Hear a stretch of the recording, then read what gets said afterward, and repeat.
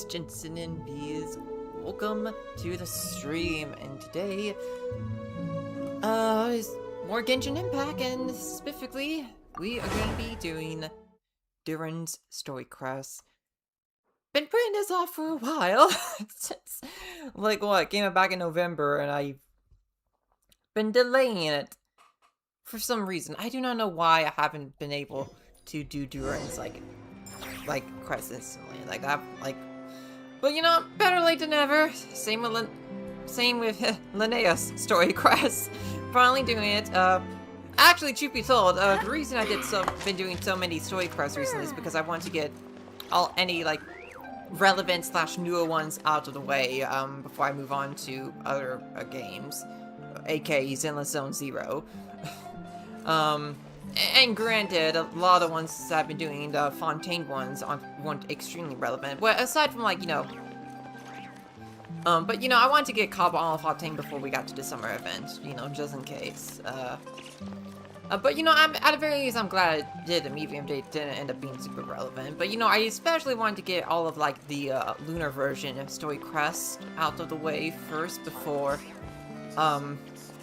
we get to the Shania patches, and yeah, basically it was only Linnea's and Durin's that I haven't done yet, and well, it's time to do Durin's at long last. Been really excited to do Durin's story quest at some point, since Durin is such a really cool character. I love him a lot.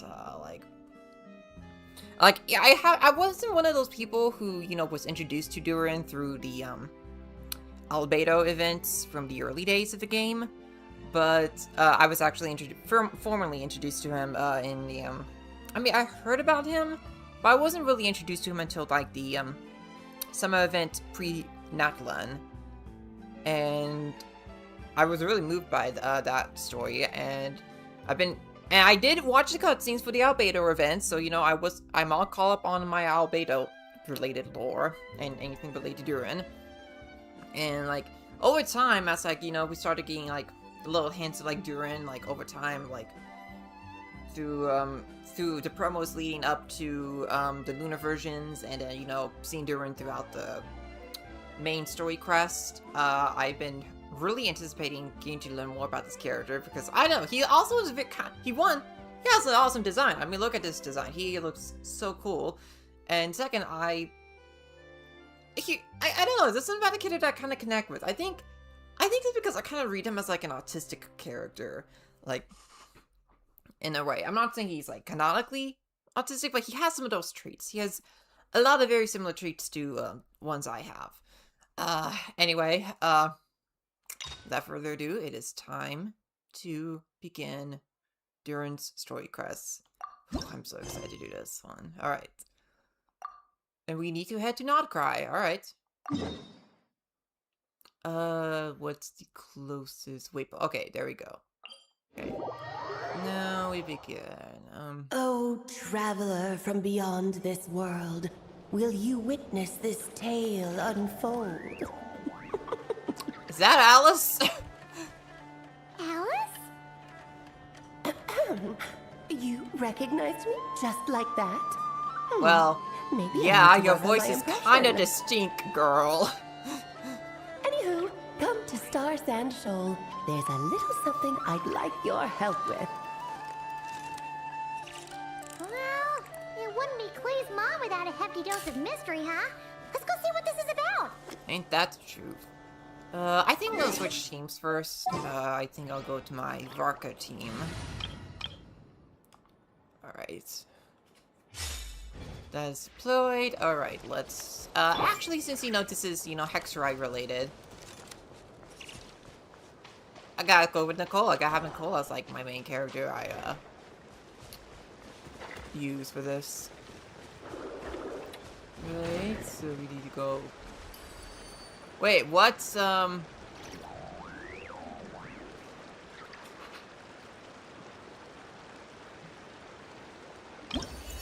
What do I need to... Oh, okay, about Durin's past. Well, I guess I can refresh myself on Durin's lore, yeah.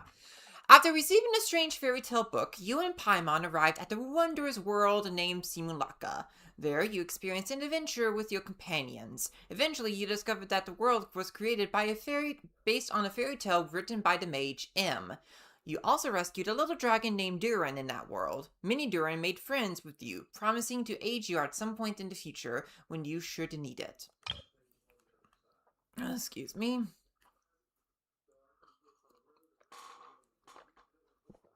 So I need a refresher on that. I'm a little dehydrated.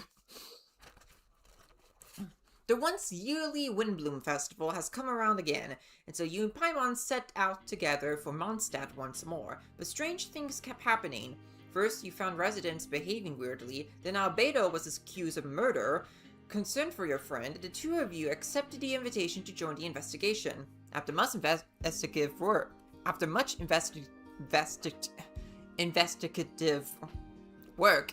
I'm not even gonna try again. You uncovered the truth, and the culprit was none other than the dragon that fell onto the snowy mountains. Learning of Albedo's existence, the dragon, a fellow creature of Rhine-daughter, grew intensely jealous. It then began plotting in secret to destroy him. Together, you brought the immediate danger to an end, only to see an even greater threat surface. The dragon's spine Durin was about to revive and bring disaster to Mondstadt. Fortunately, Albedo was prepared with a plan, and your friend from the fairy tale world also arrived in Mondstadt to assist. In the end, through the combined efforts of you and Albedo, Durin, the dragon bearing the same name, was reborn in the Fallen One's place, and the crisis was finally brought to an end. Okay, yeah. Already familiar with all of that. Because I actually played both of that. Well, okay, in the instance of, like, Lad of Mondstadt Crest, that was, like, a permanent thing. Whoa! What is... Should I be concerned by that little glow?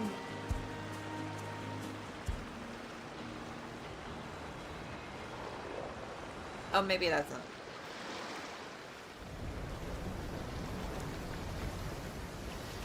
Oh, it's Durin!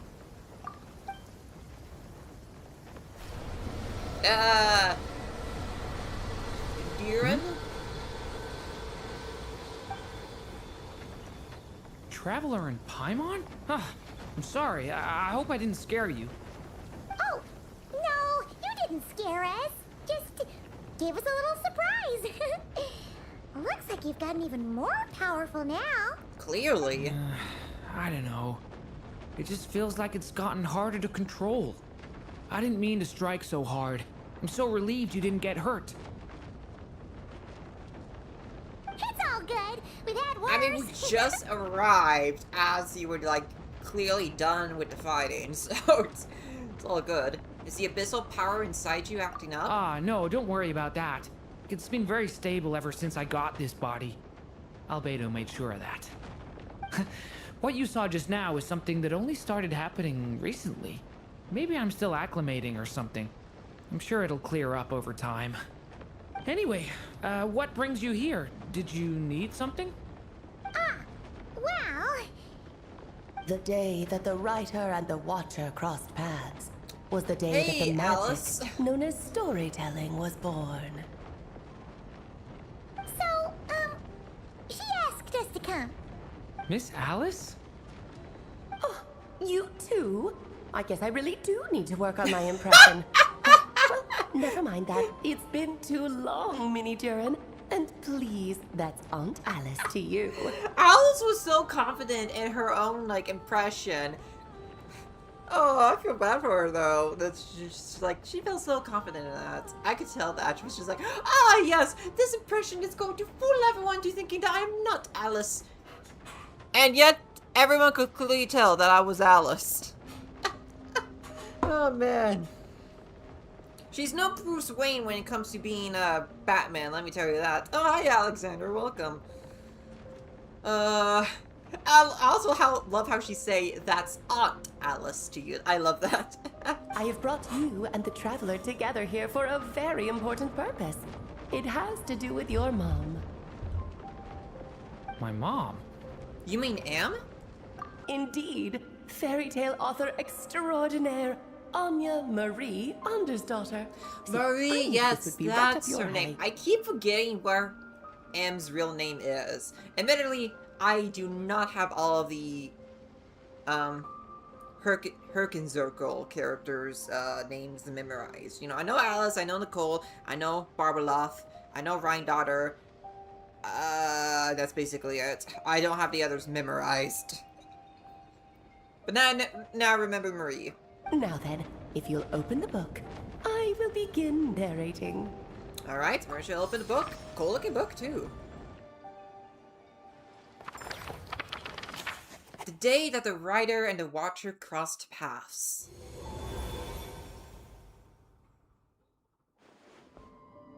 Whoa. Who is this setting What again? is this place? We saw this in Paimon of Simulanka. In the Simulanka event. The two are indeed similar. Both worlds were built using the same magic. Hey, after all. Queen! Oh, I still can get over how beautiful Alice's design is. So it is Alice! Hello, Aunt Alice? Oh, no need to be shy. Just think of me as one of your mother's dearest friends. You keep talking about stories and magic. What's this all about? Simulanka 2.0 or something? Certainly not. Simulanka was a peerless masterpiece. Without the original author, it would be impossible to create a sequel, even for me. But you are right about one thing. Just like last time, I want to show you a work of magic that has to do with storytelling. Okay. What's this? It's the book we just saw. This is your mother's dying wish. My mother's dying wish was a book? Let me Apparently. answer that with a question. What do you suppose would be a writer's greatest regret? I mean, it depends. Like, maybe not being able to tell the story exactly how they wanted it to be told? That's a common regret I've seen. Or maybe, like, or even something like in past tense. Like, if they later realized that there was a mistake with the story they were writing, and they wish to change that. I see that regret a lot. Have you ever read a book called The Little Witch and the Undying Fire? I don't know if I heard it. There's so many books in this game, though. It is hard to keep track of.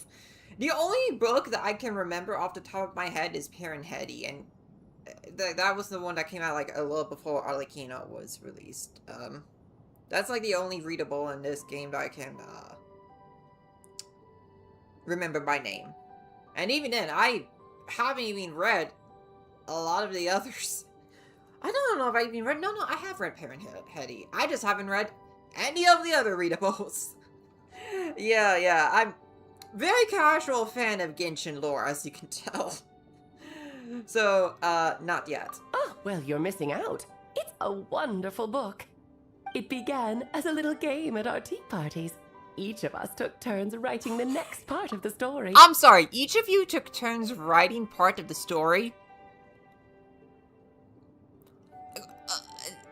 Girl, I have seen examples of story being thrown around by multiple writers.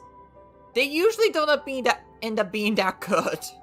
So, I hope this is, like, not the case here. I wrote the first volume, then the other mages took their turns. M was tasked with writing the final volume. Volumes. Okay, that's a little bit better correction. Okay, maybe not. But by the time everyone had finished writing their parts, M had passed away.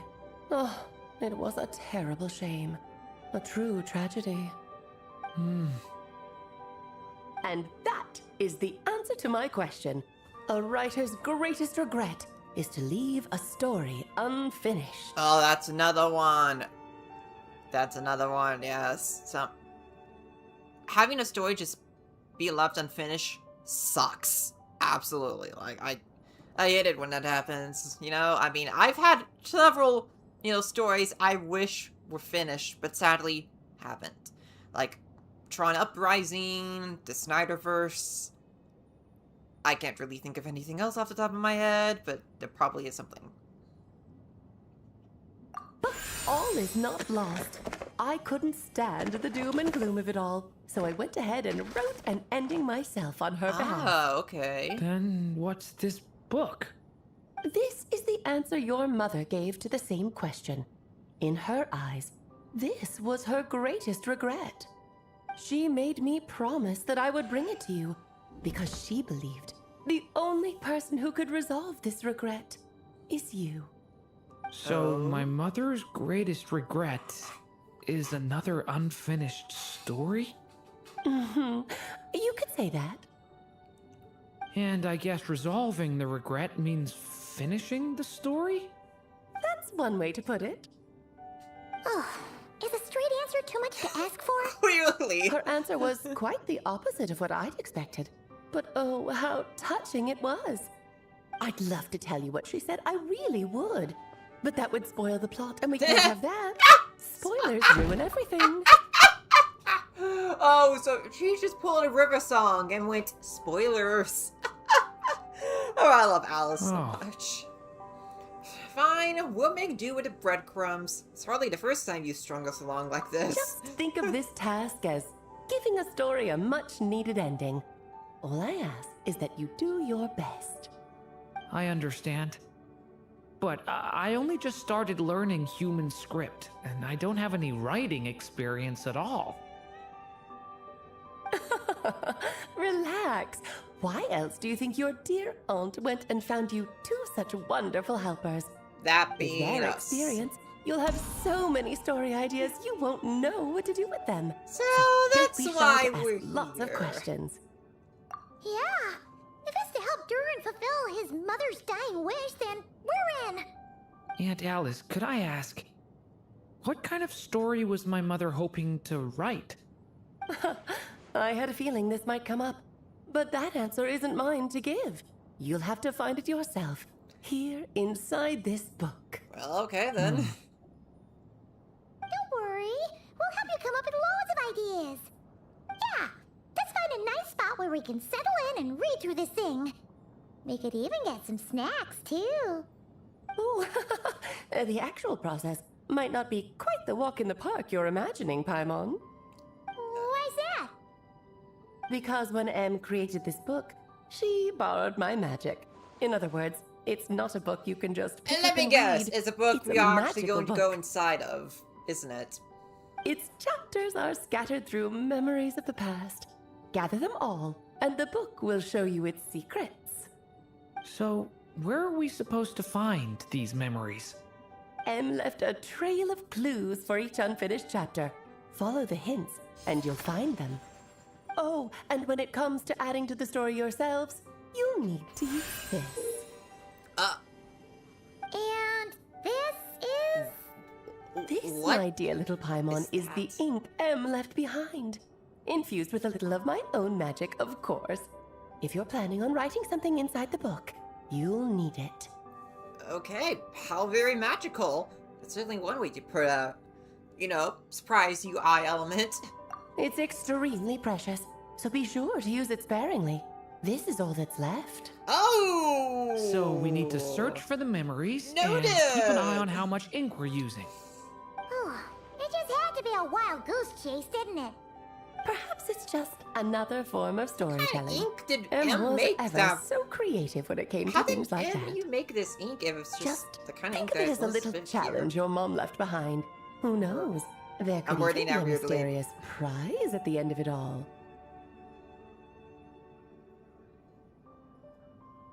I don't care about that. This was my mother's dying wish. Whatever it takes, I'll find a way. And we're here to help. Yep. With the two of us by your side, you'll be just fine. Okie dokie. That should be pretty much all you need to know. Oh, and once the story's complete, do let me have a little look-see, okay? I've read everything she ever wrote, so naturally, I can't miss this one. How will we find you? Yeah. Most of the time, you're pretty hard to pin down. Yeah, think. It's impossible to pinpoint where Alice is. Don't worry, I'll know when you're finished. Just wait for me to reach out. All right, off you go. I can't wait to hear how the story ends. All right. was the day that magic known as storytelling was born. Oh, here we are again. Alice's magic really is incredible, huh? I know. Right. Alice mentioned we should be on the lookout for clues. Huh? A corner of repose for countless tales, watched over by the honor of knights. A place for stories to sleep, perchance to dream of ancient cities and the epics of ages past. There, a witch once spent a sleepless night, and all to bring forth a story yet untold. Find the place I speak of, for it is where the seeds of this story lie. Was that a riddle? Where do you think this mysterious place could be? Obviously, it's a Mondstadt. Wait, that's supposed to be the Mondstadt library? Hold up. Corner of repose of countless tales, watched over by the honor of knights. Oh, duh, of course. Knights of Favonius. Duh, of course. Yeah. A place of stories will slowly sleep, perchance to dream of ancient cities and epics of ages past. Okay. I get it, yeah. Now I understand Dad's Mondstadt library. Hey, you might actually be onto something. Guess that means we need to head back to Mondstadt? I had a feeling that's where we would be headed. After all, it's where my mother was from, and I bet it's where she wrote this story, Oh, too. okay, I didn't know that. I didn't know Marie was from Yeah, Mondstadt. that makes sense. Still, I feel bad about dragging the two of you along on such a long journey. Don't worry about it. We don't really have much going on right now, so we're all yours. Come on, let's go! Alright. So begins the quest in earnest. Okay. Whew. I'm excited. I'm also expecting for this to be quite the emotional quest too, just going off the premise. Oh man. Alright, so we need to go all the way here to Mondstadt. Alright. And bada-bing. Mondstadt, we have arrived. Okay, so we need to go in down here. I really need to get new gliders. Look at the same gliders with like, goodness, how long? So refreshing to look at something a little different. Okay. Back in the Mondstadt library, huh? Talk about a trip down memory lane. It's been a while. Feels like we were here just yesterday. So, we're supposed to find the seeds of the story, right? What do you think that means? Well, we're in a library, so it's gotta be books, right? But seriously, there's so many here. How are we supposed to know which ones we need? I have Making no a idea. racket in a library? You should know better than that. Hi, Lisa. Lisa! Oh, sorry about that. Now, who do we have here? Ah, my golden-haired cutie. And my little horn cutie, too. Sorry, Miss Lisa. I know you taught me to be quiet in the library, but Paimon was just trying to help. Please don't be too hard on her. Well, it has been far too long since we saw each other, so I suppose I can let it slide just this once. So, Lisa's been mentoring you? Back when he first arrived here, poor Jean wasn't sure what to do with him, so I stepped in to lend a hand. Ah, okay. I figured if I can handle a boy raised by wolves, then teaching one who's part dragon should be a walk in the park. Wait a minute, Lisa has a history with Razor too? I guess it makes sense, you know. Razor was also under the care of Faraka. As you can tell, I barely can contain, I barely, don't know much about the Mondstadt cast. And their relationships with each other. Apologies for that. Nice! Sounds like Durin was welcomed with open arms. Why, Yeah, of clearly. course. Now, let's save the reminiscing for another time. I'm sure you're here for a reason. Did you need to borrow some books? I want to It's say kind of hard to explain. Maybe you could take a look at this. Oh? yeah. Maybe, yeah. would make sense to have Lisa to help us. I mean, she is the scholar who was taught in Sumeru. Ah, I see. These so-called seeds of the We're gonna story burst into must be house. the books that inspired its creation. That's just how it is with stories. They grow out of the tales that came before them. And that mage, I can almost picture her here, hundreds yeah, of years of ago, course the seeds would scribbling mean away that. at one of these very desks. But we don't know anything about this story. How are we supposed to figure out which books inspired it? As it happens, just before I found you here, I was looking into something rather peculiar. One of the knights reported seeing some books that weren't listed anywhere in our catalog. Really? Stranger still, just as he went to reach out for them, the books vanished into thin air. And then a while later, while he was browsing through other shelves, there they were again. Seriously? What's up That with that? particular knight knows this library inside and out. I'd be very surprised if he was seeing things. Something tells me these might just be the magical books you're after. It's very possible. I mean, only one way to find According out. to the report, there are 3 of these books in total. I'll be relying on you to track them down, cuties. Alright, 3 in total. So... Oh, wait! Did Klee write this one? Should this even be here? We better show it to Lisa. okay, whoa. Kinda That's looks it. like a poetry collection. But why is part of the title missing? Let's see what Lisa makes of it. Good correction. It is gonna sell stuff. Part of that title is blank. Okay. I don't think, besides. Okay.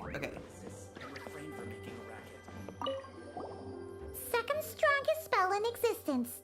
Do not show Klee. Wait, there's actually a book like that right here in the Mondstadt library? That title's just gonna make people even more curious. Huh. There's definitely something fishy about this one. I mean, I can see why. Let's hang on to this one for now. Could be one of the ones we're looking for. It's one of M's after all. Oh, Em wrote this one? An experiment log. Looks like part of the title's been erased. Another? There's something seriously suspicious I have about a feeling this that book. these the 3 books of correction are like the ones that have like the sus titles. You know, the ones that are missing part of the name. Alright, now down here. Any down here? I'm not seeing. Yeah, I'm not. Yeah, okay. None down here.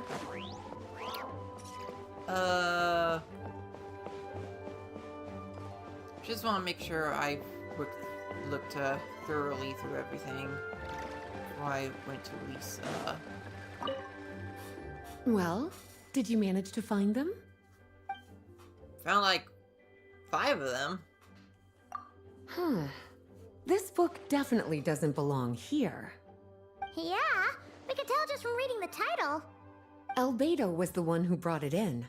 He suggested I place it on the restricted list and keep it sealed away. Why? He said it's full of forbidden alchemical formulas, some of which could even result in the creation of dangerous monsters. Uh-huh.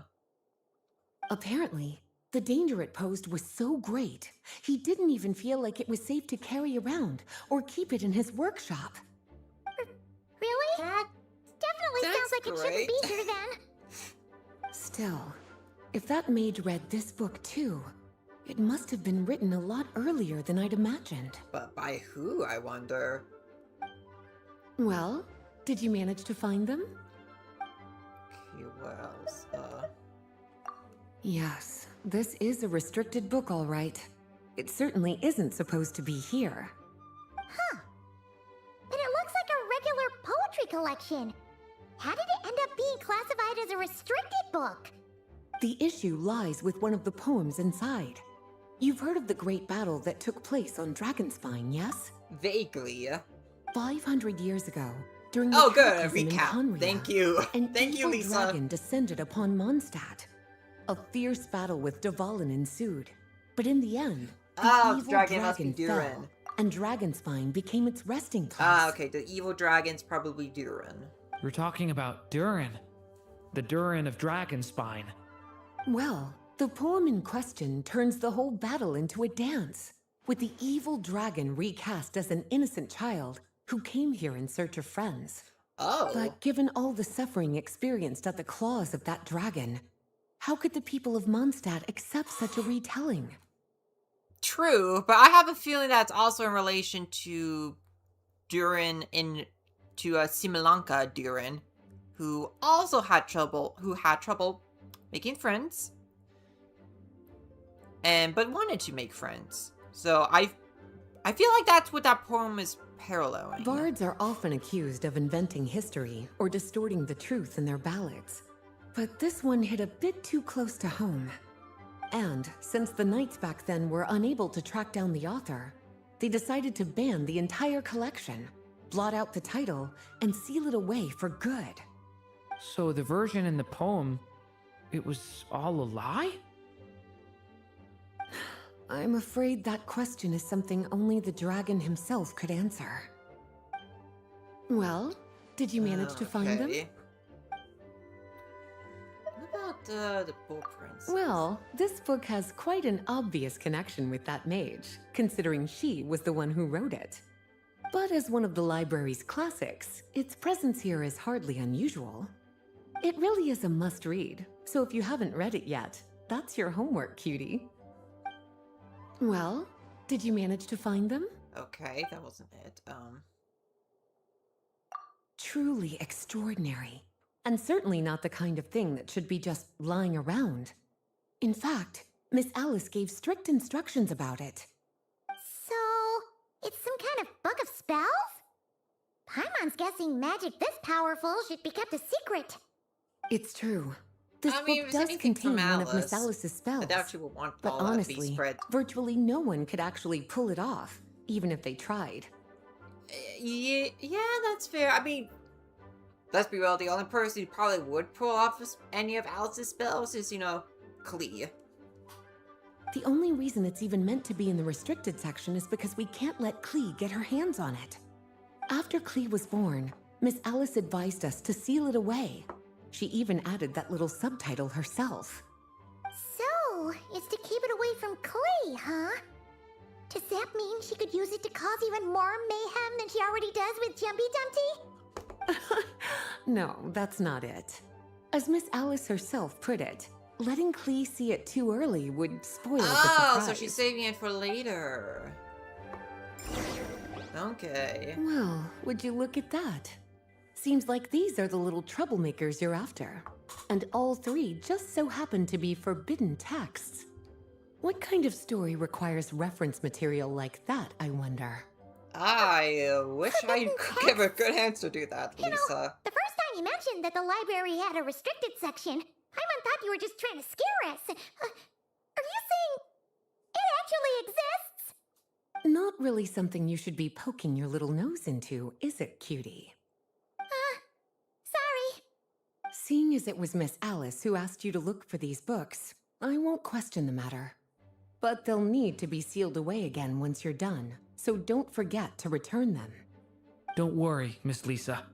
I won't forget. Well then, that's all from me. After all that hard work, I think I've earned myself a nice cup of tea. I'm sorry, that was hard work. Alright, we've gathered all the That didn't seem books. hard to me, girl.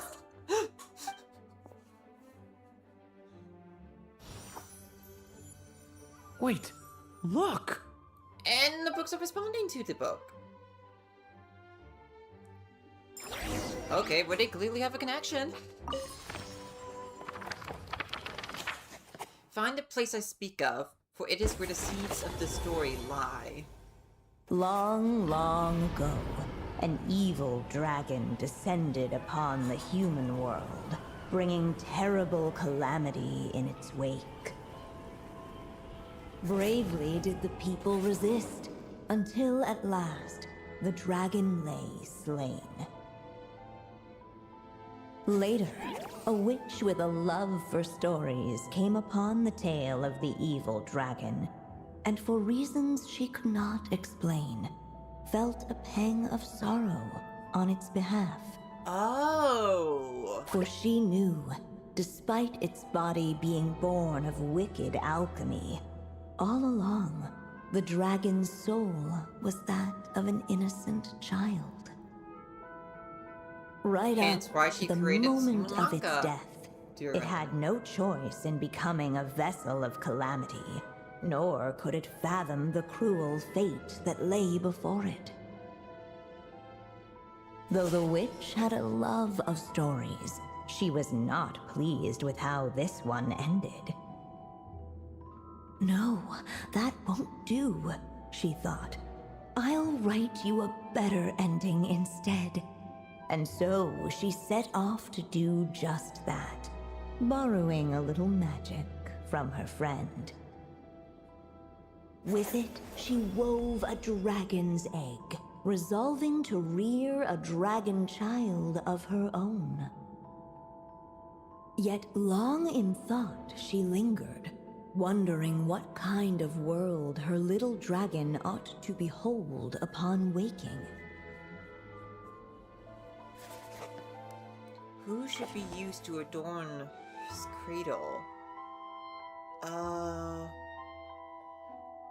Wisp of the woodland air, trace of the palatal splendor. Whips of the woodland air, I guess. At last, she made her mind up, adorning the cradle with a wisp of woodland air. Then, she quietly waited for the egg to hatch. Oh, okay, continue.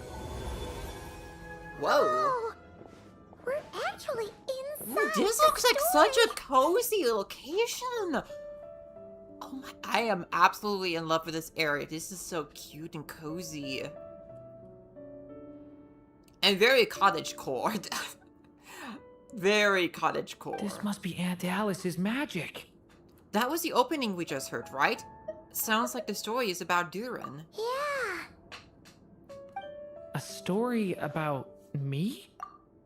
Actually, no, it's a story about Klee. I could have gone with a different character for that sarcastic remark, but honestly, I couldn't think of another one quickly. Why don't we just see where the story takes us? All we know is the beginning at this point. Okay. Yeah, we might as well see what this lies. And now a golden-haired traveler, a silvery sprite, and a dragon-born youth step onto the stage. What new chapter will their arrival bring? That's Whoa! That came out of nowhere. Was that the same voice we heard just now? I was about to say, that can't be Babla's Dodoko, because she has a different look. I think that might be is that Maria's Dodoko? It sounds like this story even has its own narrator. Yeah. But why does it sound so familiar? I've missed this. It's just like the stories my mother used to tell me. You mean... Em? She used to tell you stories? Yeah, she loved it. Back when she was still alive. Sorry, we should focus on what we're here to do. So, now that we're in the story, what's next? The dragon youth wondered aloud. Yet all he could do was wait for the story to unfold. Of course, there's something to be said for helping it along. Perhaps a little exploration. Looks like we need could to go to that prove egg, fruitful. do we? Oh! Is that a hint? Let's follow her suggestion for now. Yeah, I agree. Right. Oh yes, I can control Durin. Nice. Oh man. Oh, this is such a cute little place. Lovely sofas over here.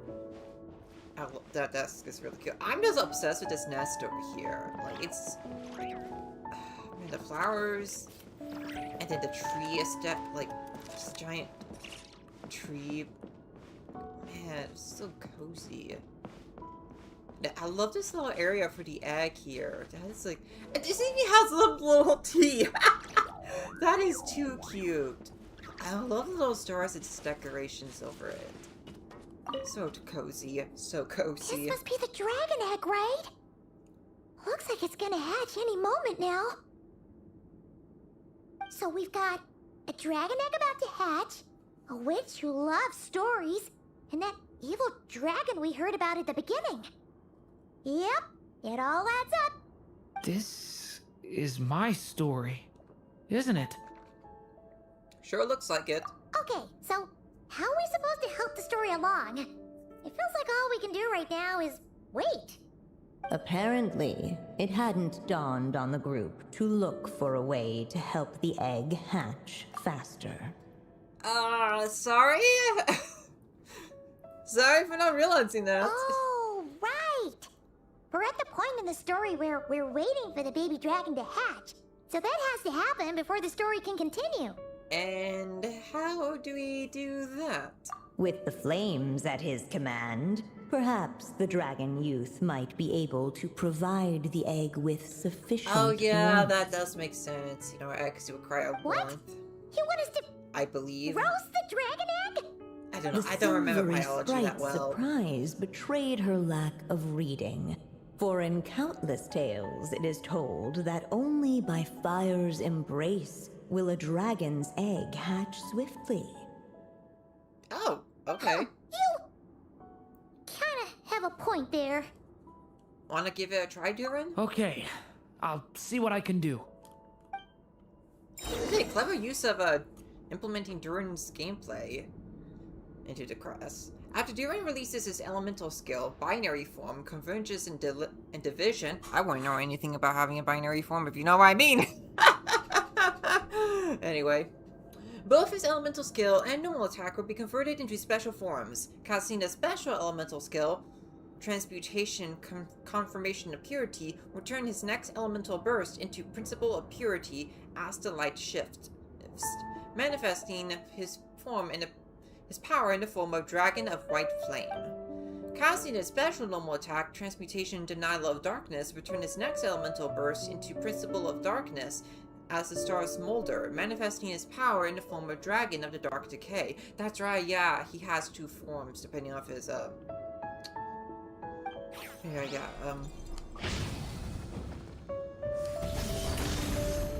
Decay!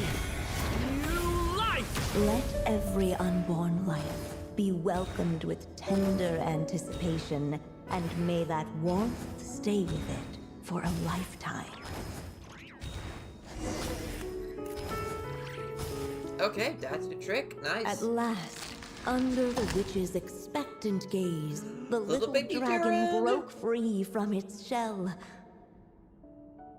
No So living cute as a being baby. has ever decided the moment of its birth. You were no exception, my child. I brought you into being because I willed it so, just like the witch who created that evil dragon. But I promise you this. Your birth was wanted. You are loved.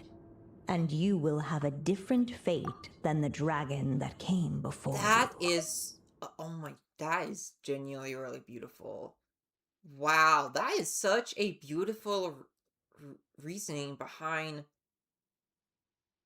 the birth of a baby. Well, obviously, like, she didn't, like, you know, naturally give birth to Durin, but, like, the reasoning, you know, that's a good reasoning to have if you want to become a parent, you know, like, just because you, like, genuinely want to become one, and because, you know, you want to have a child who will be loved by you, and one you will take care of. That's, like, that's a really beautiful, beautiful wording from Murray. I assume that's still Murray.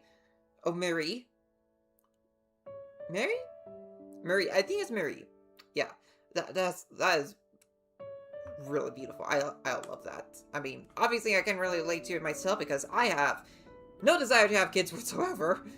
But honestly, that's like, I still find it really, really beautiful. That is absolutely beautiful. I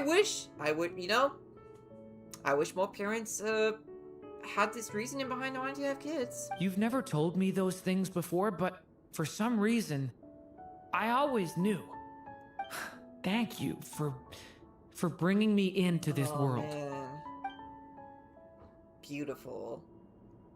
Well, I can tell this crest is going The to be... waiting witch did not feel lonely, A little for on she the had emotional 3 side. visitors by her side. Together, they beheld the hatchling's first breath of life. Oh, look at the little Dolico versions Holding her of Paimon dragon the child Traveler and close, the witch Durin, it's so promised him cute. a life unlike that of the evil dragon. And so, nestled that's in his such a cute mother's drawing. warm embrace, did the little dragon's story begin.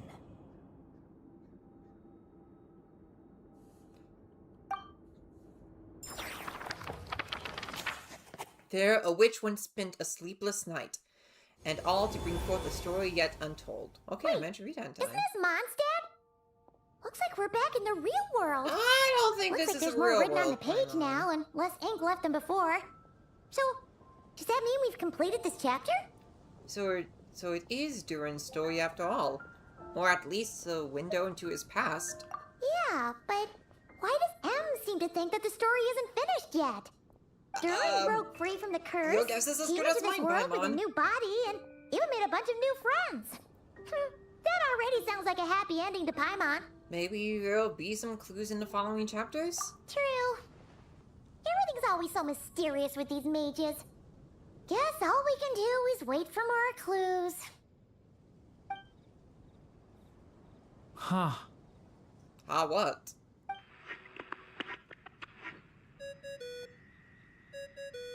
Is this thing on? All right, that should do it. Oh, hi, Alice. That's Alice's voice. Hello there, children. If you're hearing this, you've stumbled upon the little recording I left for you. I thought you could use a few hints about how the book works. By now, I'm guessing you've already begun to leave your mark on the story. You should know, however, that the book needs time to absorb the ink, so the next chapter's clues won't show up right away. Okay. So, even magic ink needs time to dry? The Apparently. good news is, you can return to any chapter you've already completed and continue to explore the mystical, magical storybook world you helped create. Oh, that's cool. But seriously, the magical ink that doesn't dry instantly? Doesn't sound completely magical. I mean, still magical, but not as magical as I would have thought. Have fun, dearies. Toodles! See ya, Alice. Man, Or, Paimon was so ready to knock okay, this that out wasn't of Alice one go. herself, just a recording. Maybe it's for the best. Sooner or later, we'll end up being whisked off to another world again, and if that happens, who knows when we'll be able to come back. So it might be good to take a break while we can. Sure thing. Break.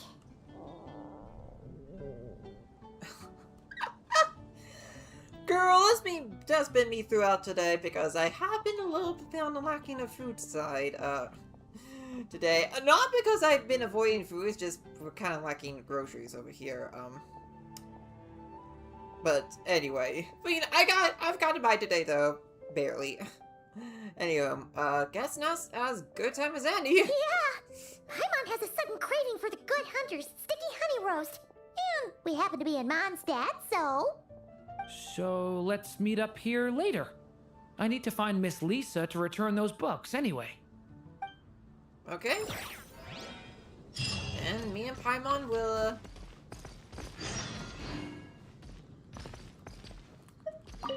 Aunt Alice said we can return to the story world at any time. If you feel like checking it out again, just come find me. Okay.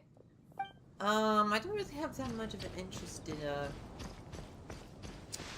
checking it out now, so... On me. Let me see if... So actually going to pay for the honey roast, is that would that do anything?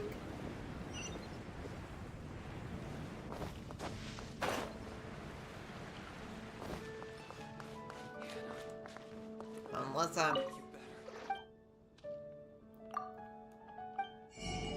Guess not? Oh wow, there's a bunch of recipes here that I don't have. You know, I might as well buy all these recipes around here. Not that I cook a lot in this game anyway. Probably sure. You do get some good buffs from the recipes. I mean, it is just fun to do. Alright, okay, maybe just by exploring the book.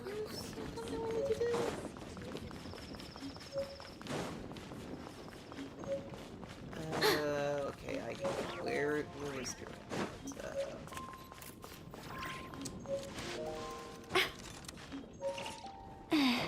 Who is over? Oh crap, where did I leave Durin last? Okay, oh, yes, okay, there he is. Step back into the story. Gotta say, this is a cool loading screen. Oh, okay, it's just gonna be us and Traveler, not Durin. Alright. Man, this is such a cute location. I would love to own this little bed, and put it in, the, Serena teapot. Another thing in this game that I need to do a lot more of. My Serena teapot is pathetic right now. It needs work. It needs a ton of work. Yeah. Oh, it's here in Observe. Huh. Paimon doesn't remember seeing this many manuscripts last time we were here. She must have published these ones later. So, she wrote this many books even after Durin was born? Let's see. Weird. Is it just that Paimon hasn't read enough, or were none of these ever actually published? Wonder Don't which look at me, story I these are hardly for. read anything in this game. Well, looks like a lot of work went into it, so it must be a pretty great one.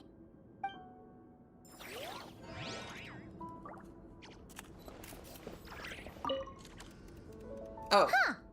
Oops, it's the same So, cutscene. she wrote weird. Wonder which story these are for. Well, Okay. Anything else of any observation here? Doesn't look like it.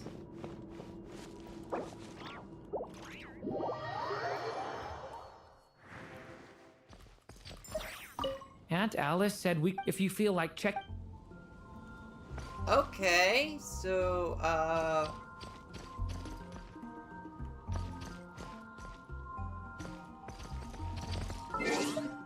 is this something like it has had used to like a time skip or something? Next chapter unlocks in 8 hours! Wait a minute, like...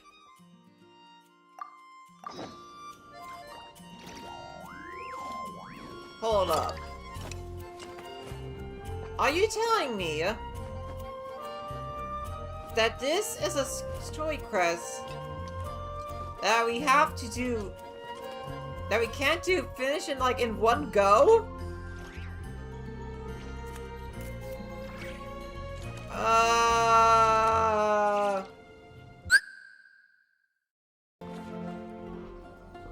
hey Durin, any more clues for us? We're all Let's- set for the next chapter. Let's do this. Yeah, I was just about to come find you. Let's see what it says. Now sprout to life the story's seeds, stirred by wind-born melodies. Then on that breeze the music leaves, fading into distant memories. Seek the place where wind and tale entwine, and once there, make 3 riddles into verse, and 3 melodies into song. For in poetry and song will this story start to blossom. Come on, another riddle? All that talk about wind and melodies. What do you think the answer could be? Wind, melodies, monster... Maybe Windbloom? Are you thinking what I'm thinking? Oh!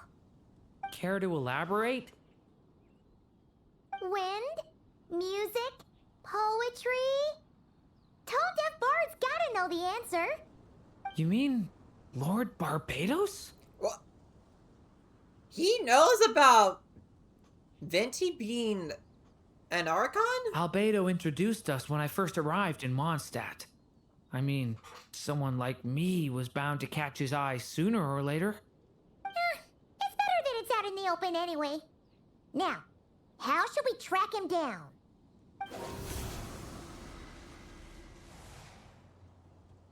I'm pretty sure he's already caught wind of what's going on here. Why don't we just see where the wind takes us? Right. He definitely makes it easy to forget he's a real god sometimes. Of course you were thinking that Paimon, since you do keep calling him Tone Deaf Bard.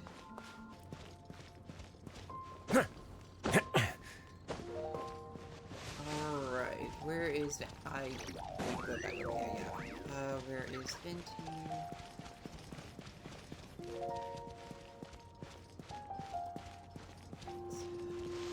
Venti, Winty, where are you? Wait a minute, that was a...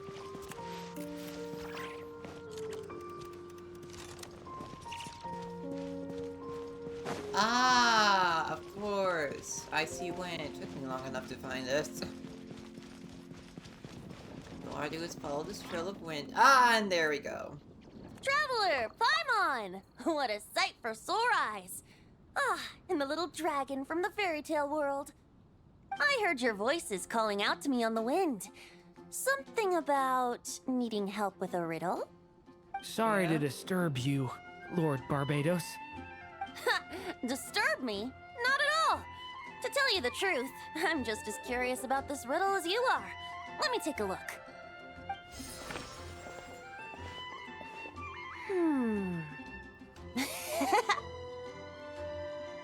What is it? Did you figure out the answer? 3 riddles and 3 melodies. That sure takes me back. The answer you seek I'll take you lies back to hidden what, in Venti? memory. Looks like running to Tone Deaf Bard was the right call after all. Long ago, those mages came to Mondstadt, seeking to test their strength against mine. Ah, okay. But I replied, let us make music, not war, and resolve our conflicts through song. So I strummed my lyre and sang them this verse. Oh wind, welcome now, my guests. Pass through verdant leaves unseen, where shape your formless self may take, and offer up a graceful scene, a fleeting gift for welcome's sake. Okay, a wind, welcome now my guest. Simple enough, then pass through the verdant leaves unseen, or shape your formless self may take, to offer up a graceful scene, a fleeting gift for welcome's sake. Huh. How's this all related to mages? Like...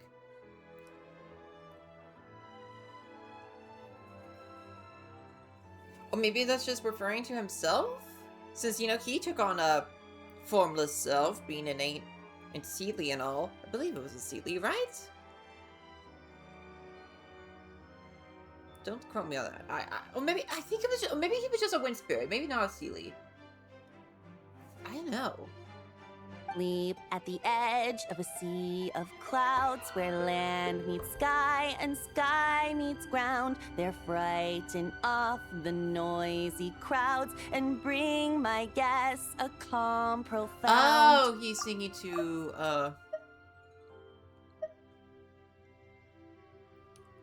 Oh, he's singing to the wind. Duh. Of course. Now I get it. Now I get it. Fly beneath the stars. Singing about the wind abide, welcoming where the mortal mages. noise is swept aside.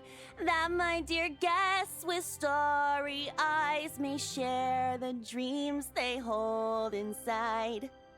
Now go to where I vowed to keep a quiet spot for them to sleep. No clash, no contest bars the way. Just tea and mirth to fill the day. There you have it. The 3 melodies. As for the answers to those 3 riddles, I trust you can guess them by now. The woods, the edge of a cliff, and the sky? Correct. Funnily enough, your mother was also the Yeah, first I to solve would it not have all guessed that that. time ago. It would probably took me a second to figure out There exactly must be what some those kind of lyrics meant. special rapport If at between all. those who write stories and those who sing them. The woods, a cliff, and the sky. Oh! So that's where it is! I suppose the spot that answer points to is where you're headed next. You should know, after solving my riddle, the mages even accepted my proposal and made that location their official meeting spot. And going by what your book is suggesting, once you found it, you might want to try playing the melody I just shared with you. Guess you can be pretty reliable when it counts, huh? Great. Wow. Archon? Thanks for the help, Lord Barbados. Still got questions for me, huh? Yeah, you must have read countless tales in your time, being a wandering bard and all. In your experience, why might an author consider a story unfinished? Oh, great first Unfinished? accent correction. Well, I guess if there's something left to accomplish in the story, or, oh, if the last line goes, "To be continued." That does be a good indicator. Wow, your helpfulness lasted for like 1 second. In all seriousness, I would think the answer to that question lies in your mother's story itself. It's not my place to pry any further. All right then, we should get going. Alright. So, to the mage's meeting spot. Where is... Oh, it's over here! Yeah, I was actually over here when I was doing, some of the witch's homework quests. Nicole's, specifically. Yeah, there was a floating island, up there. That I encountered, that I went to in that, quest. I also did Varka's too, by the way. Varka's and, Nicole's were the only ones I've done in terms of the, witch's homework quest. Since, you know, they're the ones so far whose, Hexerite talents I want to get right now. Though I do want to get Durin's too once I, get him.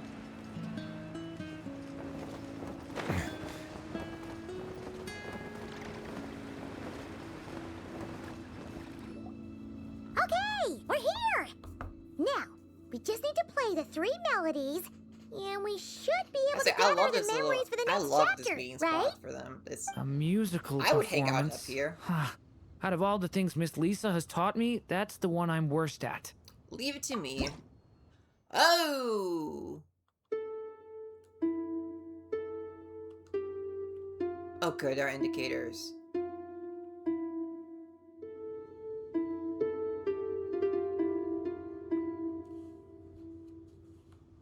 Because I would have not had that melody memorized.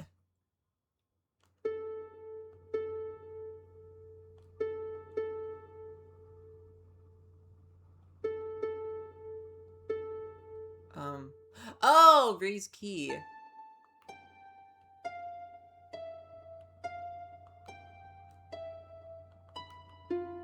Oh.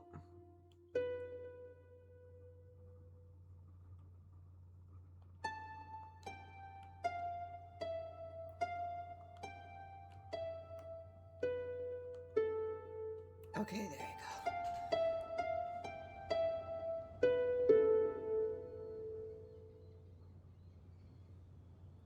Alright. That's one.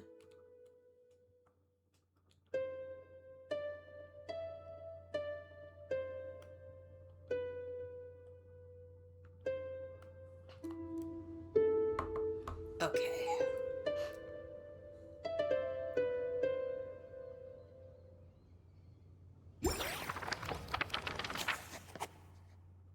For poetry and song will the story start to blossom. Even a war that shook the world could not halt the witches' gatherings. Yet even so, Oh, is that with the which boy is passing that of time, referring to? 3 of their teacups no longer came to be set. The witches did not linger long in sorrow, for the Story Witch had brought glad tidings of her own. Born was her dragon child, safe and sound. Oh, okay. Her fellow witches offered up their blessings, eagerly debating how to celebrate the child's birth. This is so cute. Ooh. What should we use to celebrate his birth? You know what? Let's go with vibrant balloons. In the end, they settled on the most vibrant balloons they could find. After all, Absolutely what love could each be of the more Dolico, joyous than that the they have. arrival of new life? This is so cute. Such a And cute so, celebration the of Durin's witches' birth. gathering turned into a birthday celebration. Aww. Oh, and here we So, are. we're back in the story world, huh? Ooh, this is As such a if cute place. from nowhere, new guests appeared at the witches' table. Perhaps they too had come to celebrate the dragon child's birthday. Yet while everyone else was busy thinking about what kind of gift to offer, these 3 seemed to have come Yeah, we did not get prepared for empty-handed. this. Hardly the recipe for a warm welcome to a birthday party, now is it? A gift? Hey, what's this all about? We only just found out this was a party. While the guests voiced their complaints and grievances, perhaps they should have been wondering what kind of gift to give instead. That's a good thing to think about. We need to bring a gift to advance the story? Oh, but where are we supposed to get something like that? Perhaps it would be a good idea to... Yeah, Have like a this look area is not going to around. explore itself. Why didn't you just say so?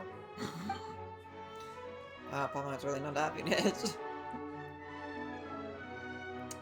Alright. I wonder if we can interact with the Dolico. The witches went on chatting away, ignoring the empty-handed guests. Okay, I get it. I love the Rhine Daughter Dolico. And this one is Bobberloff. And of course, got Alice. And then over here is, Marie. What are the remaining for you? Okay, I know one of them probably would be like Hey, Octavia. can we use these as gifts, maybe? At last, the guests Oh, hey, found there's a sword something from, to give Simulacra. the dragon child. Guess that's a yes then. Which one should we go for? Oh, no, all from Sri Lanka. Yeah, I recognize the slingshot too. What was a book in Sri Lanka? Still, the guests wondered what kind of gift I used to might think the this little dragon slingshot was, really want. Allusion to Sri Lanka. Should they put a warrior's sword in his hand and send him out on an unstoppable quest to save the world? Or perhaps a wandering hero's slingshot and the promise of a life of endless, uncharted adventure. Or maybe even a scholar's tome and the chance to take on all the world's unsolved mysteries. Okay. Wow. That's a lot of pressure all of a sudden. What do you think, Oh, yeah. Durin? Technically, we're actually picking a gift for you. So, which one would you prefer? You want me to choose? Wow, I mean, this why feels not? kind of special. How come? For as long as I can remember, I've spent most of my time living in the stories my mother created. I always thought my mother had everything written out for me already, just like the toy figures in Constellation Metropole. What I wanted to do with my own future. Huh. That's something I've never really thought about. What did I want back then? Ah, this is the first time I've ever asked myself that question. Sounds like this is the perfect opportunity to answer it then. It's been a while since you left Simulanka, and after everything that's happened, it might be about time to start thinking about your future. Then let me give it some thought. That's true. Like, has he given much thought to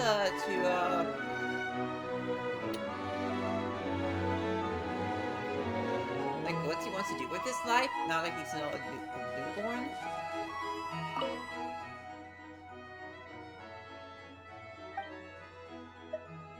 Let's keep looking. I think I'm gonna go with the scholar's tone. Something about that is speaking to me personally. I don't know. I feel like it suits Durin pretty well. So yeah, let's go with this one. In the end, the guests settled on the scholar's tome. So you're the scholarly type, huh? I just feel like I should learn more about the way the world works. What makes you say that? I'll give you an example. Did you know that in Mondstadt, using fire to catch fish is a punishable offense? I'm guessing Klee took you fish blasting. I thought she was just teaching me regular hunting techniques. It was only after Master Jean caught me and sent me to solitary confinement that I realized I'd misread the situation.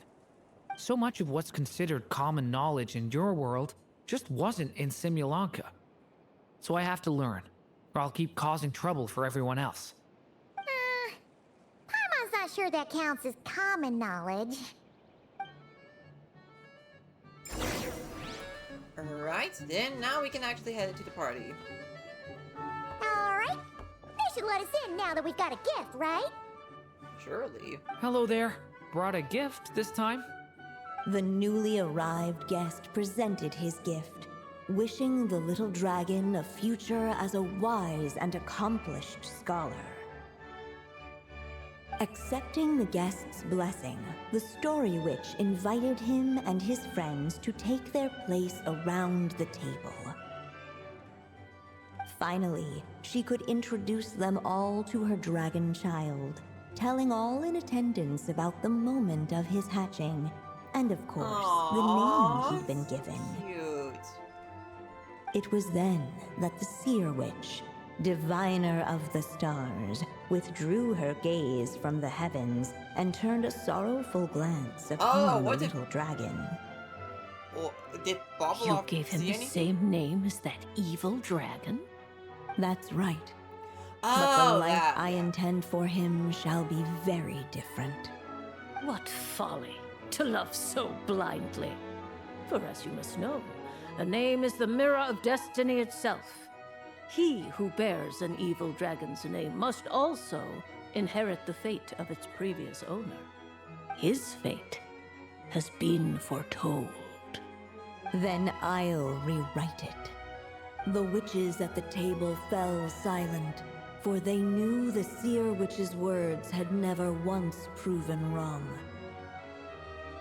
Yet, just as clearly, they recognized the Story Witch's resolve, for there is scarce a force in this world more fearsome than a mother's love. At last, the Merry Witch stepped forward, dispelling the uneasy silence. So be it. Then we'll all lend a hand. Together, we shall rewrite this Oh, good child's for them fate. to helping You Marie. mean to defy one of the fundamental rules of this world. I refuse to be shackled by such rules. Besides, this is a witches' gathering, is it not? What could be more fitting a subject for I this mean, occasion than those to make sense. defy them? We know they aren't tied to Irminsul, so somehow. Still don't know how they would manage to be untied by an Irminsul. So, you know, they're qualified to break the rules of this world. Sounds like an interesting experiment.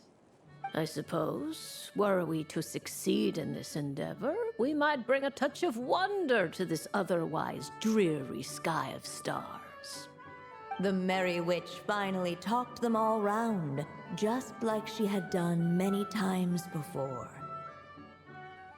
Warm and strong as the sun she was, so much so, in fact, that those who her light shined down upon had no choice but to bask in it. And so the witches readied their gifts, 3 marvels of the cosmos. 3 marvels of the cosmos, okay. For this child, I shall decipher the ravings of the heavens and lay bare before him the trickery of fate. For this child, I shall leave a formula powerful enough to unravel the very origins of this world, that he may seek another solution for the conundrum of his life. I don't know about you, but this is giving me Sleeping Beauty, with at the beginning of the film, where the 3 good fairies each bestowed a gift on the little Aurora. Obviously, these are very different gifts, but like, you see the idea. You know, like, you see what the parallel I'm making here. For this child, I shall call upon wondrous magic to make possible his impossible wish. All the Story Witch had was the pen in her hand, yet with the love that flowed from it, she resolved to bring forth a marvel of her own. For this child, I shall leave behind the last story I will ever write, and with it, a path to an ending yet that became the untold. book. With the witch's blessings given and received, the little dragon's fate at last began to turn. In the midst of the dragon child's birthday celebration, the seer witch proclaimed her prophecy. The child had been given the evil dragon's name, and with it, the burden of its fate. But Names hearing do seem to this, have that the big story powerful witch effect vowed to here. rewrite it all, for such I'll was share my her thoughts later. love and resolve. And so the other witches I love offered how their much she gifts in loves turn, Durin. marvels as rare as any in the cosmos. Together, they sought to test one of the fundamental laws of this world, in part to support a mother's love, and in part to sate their own curiosity. Oh, and I almost forgot. Our new guests came bearing blessings of their own. Who knows? Perhaps this extra dash of wisdom might be all the little dragon needs to change his fate. Okay, now that time. Yeah, the thing about Babala saying that, because Durin bears the name of the evil dragon Durin means that it's going to, share its fate. Which is interesting. Like, we have seen throughout the game that, names do have a significant power within to that. Like, look at, like, Columbina, with what happened in Notcry, with how powerful it was, how powerful her name became once she decided that that was her true name. And that is what brought her back from vanishing from existence. I need to analyze how names work into that a little bit more, because it's a very interesting concept that they have here. And I like that whole story trope in general about just names holding such cosmic supernatural powers to them. I find that maybe I'm biased because, you know, being a non-binary person, someone who, you know, has a different name than the one I was given at birth. I just latch onto the concept really strongly. And I just gotta say, I love Marie's unrequited love for Durin. That is, I just think is absolutely beautiful. Maybe I'm biased, again, because, you know, I just absolutely have such a strong I don't know, I guess I kind of just... kind of I wish I had myself, you know? Because, yeah, man, like, she really went out of her way to just make sure that, like, Durin lived the best life he could. Man. And, like, make sure that he was not tied, that he was able to live it freely without the fate of the evil dragon he's named after. Absolutely beautiful. The witches readied their gifts. 3 marvels of the cosmos. Yep. Looks like we've completed this chapter, too. Those witches in the story were the mages of the Hexen Circle, right? They sure seem to care a lot about you, Durin. But, Paimon kinda had trouble following their conversation. Just a bunch of mystery, as usual. The evil dragon's fate. Oh, is that what you're worried about? But didn't we already take care of that? Yeah, after what happened in Seeming Lanka, with everyone's blessings. The mages must have had a hand in that, too. Well, yeah, they Also, created the place. I was just thinking, which part of the story are we even meant to be completing? Oh, That's a good correction. it feels less like we're filling in the gaps and more like we're adding something new altogether. But we use the ink, right? And the book hasn't given us any more clues, so that must mean our task is complete. At least for now. Yeah, I guess we're doing something right. Don't worry, even if we run into trouble, we can always go to ask Alice. Maybe I'm overthinking things. It's just... this is my mother's final wish. So I don't want to mess it up. Yeah. Anyway, thanks for all Close your you help. I wouldn't I'll let either you if know I as were in soon your as the book shoes. reveals a hint about the next chapter. Okay then. See you in the Alright. next chapter. Day 2 is complete. So now we just gotta wait 9 hours, okay. Well, see you on day 3 then.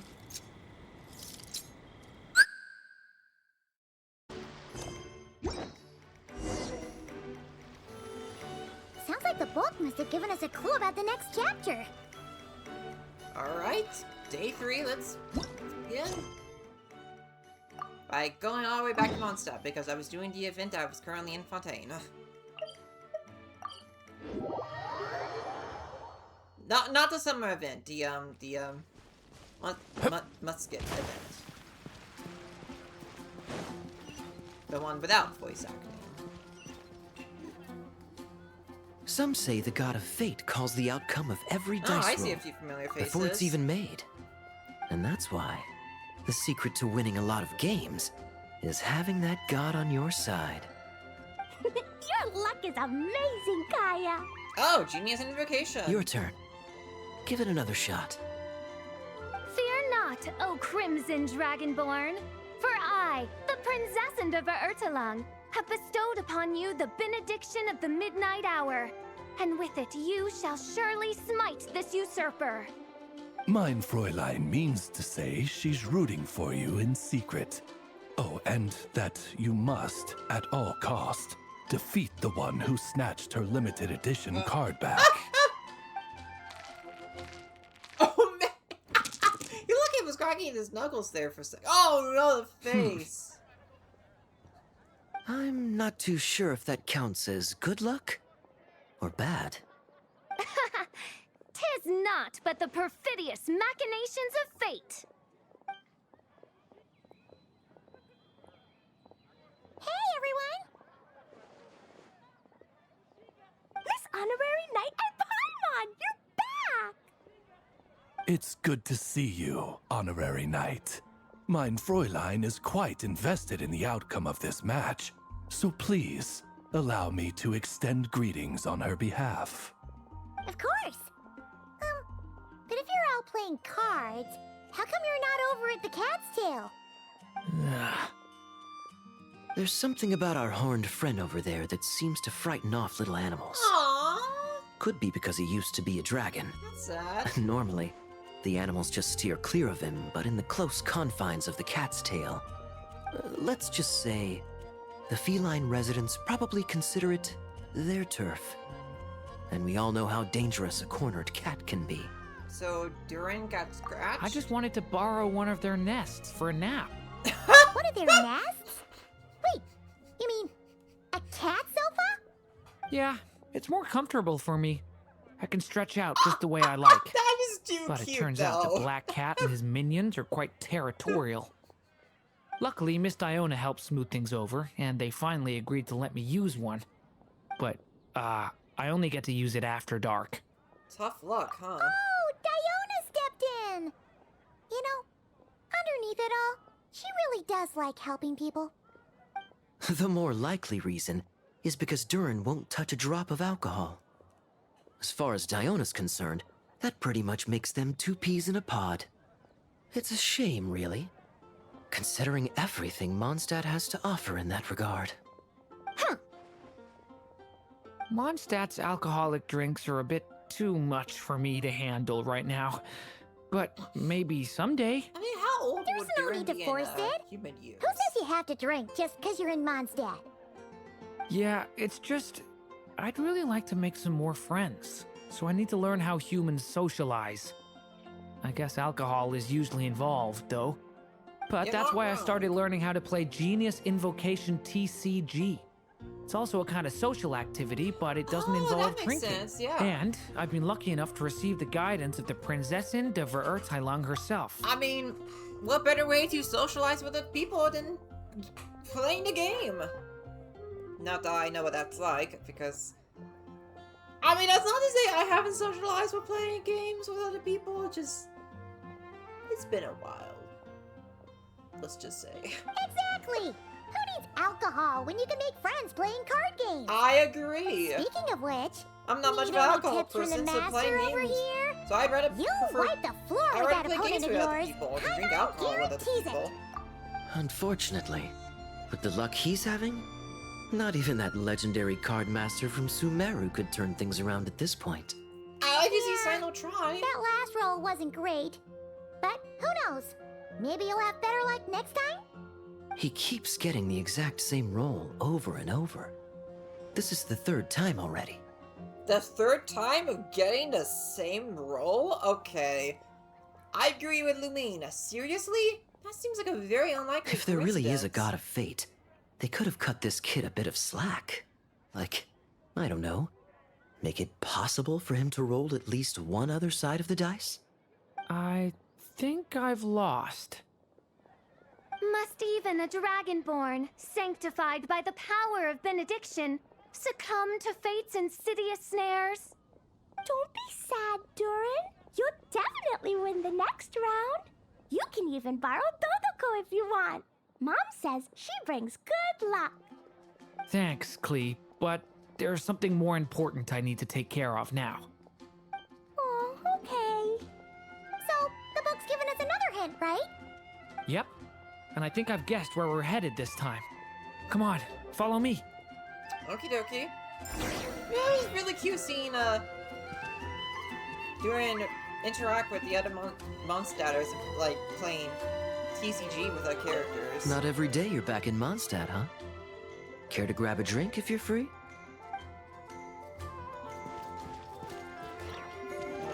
Alright, yeah, I'm not really interested in talking to the others, okay.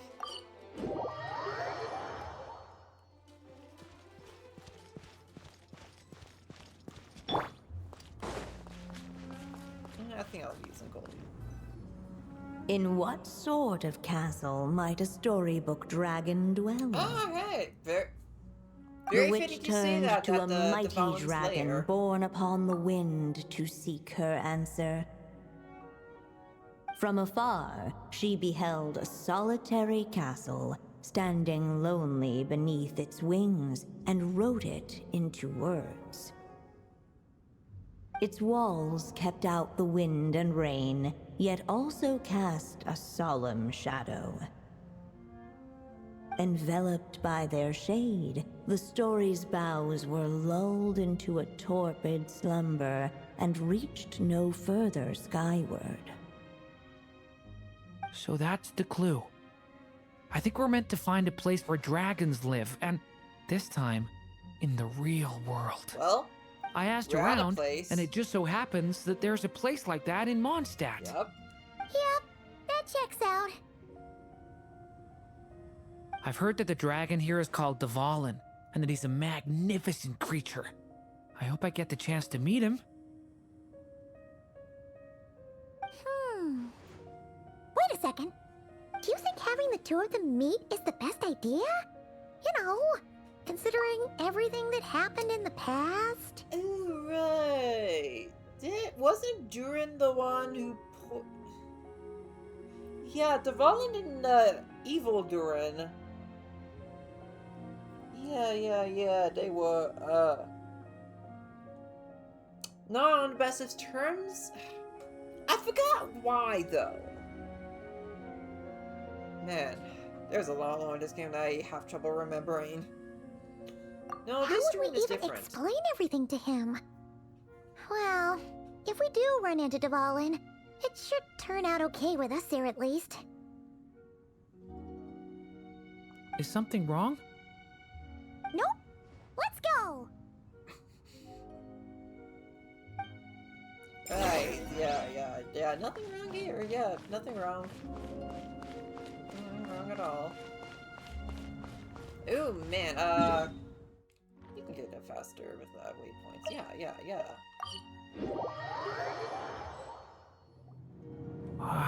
So, this is where Dvalin lives? In the past, we had to jump Yeah. in.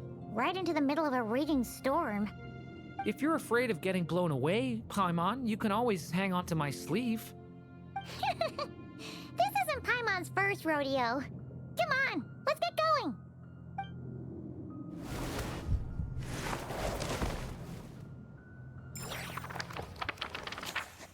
Enveloped by their shade, the story fraught with were lured into a...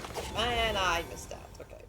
The little dragon grew with each passing day, and the story witch, who loved him dearly, built him a big, beautiful castle. Yet in the end, she herself succumbed to time's merciless march, setting forth on a journey to a this is where she place beyond died. even the stars. All of a sudden, the little dragon found himself alone. He tried leaving the castle to make some new friends. Right, we saw this backstory in the But already, he had grown the event. claws and scales of an evil dragon, just as the prophecy had foretold. Afraid he might hurt someone, the gentle little dragon hid within the castle his mother had built, and came forth Man, I wish no we could go more. back to Seaman Lanka. It was such a fun area to explore. Huh. Looks like we're back in the story world. And from the sounds of it, this chapter must be about Simulanka, right? This castle, it brings back a lot of memories. Yeah, like the fairy from the Forest of Blessings, the king of Constellation Metropole, that cat lady who turns into a box.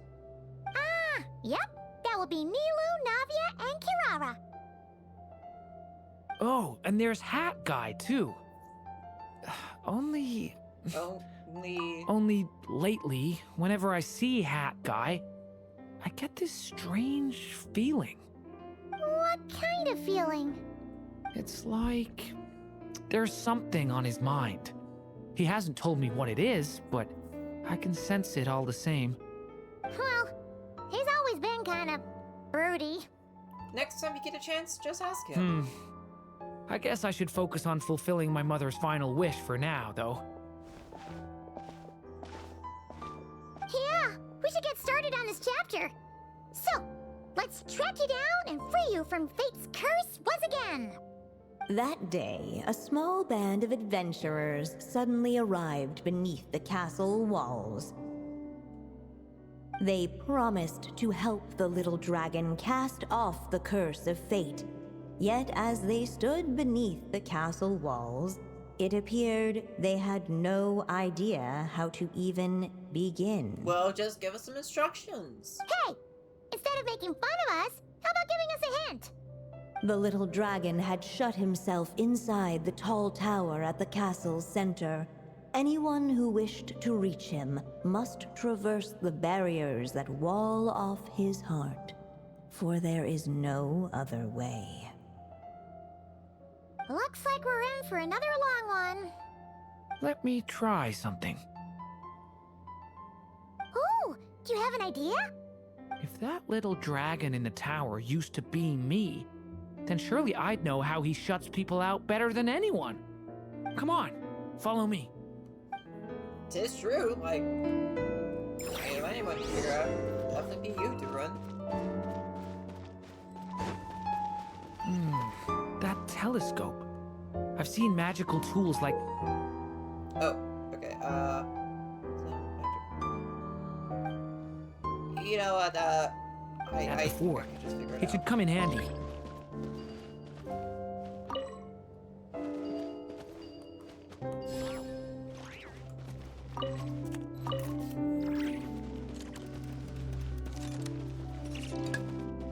Oh, there we go.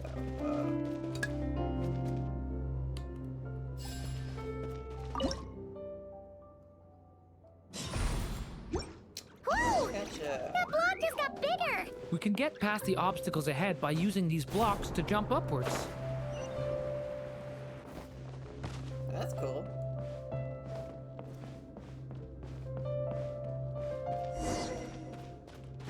Oh, fight time. Watch out!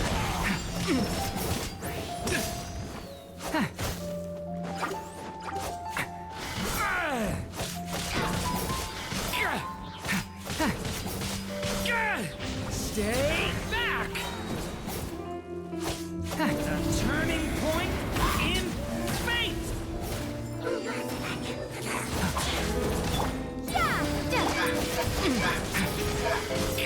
Nice. Devouring claw! This place is like a maze! How are we supposed to get through? We'll just have to check each spot.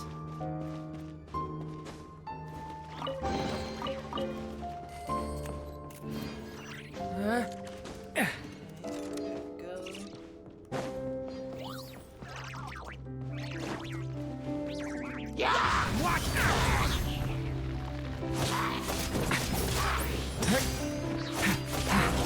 A turning point in fate! Durin is fun to use in combat.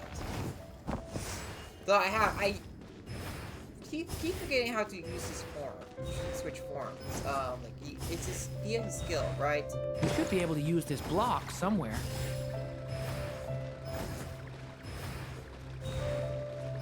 Looks like this telescope is missing some blocks. Oh, let's try the one we just picked up. Still not enough. Guess we'll have to keep searching.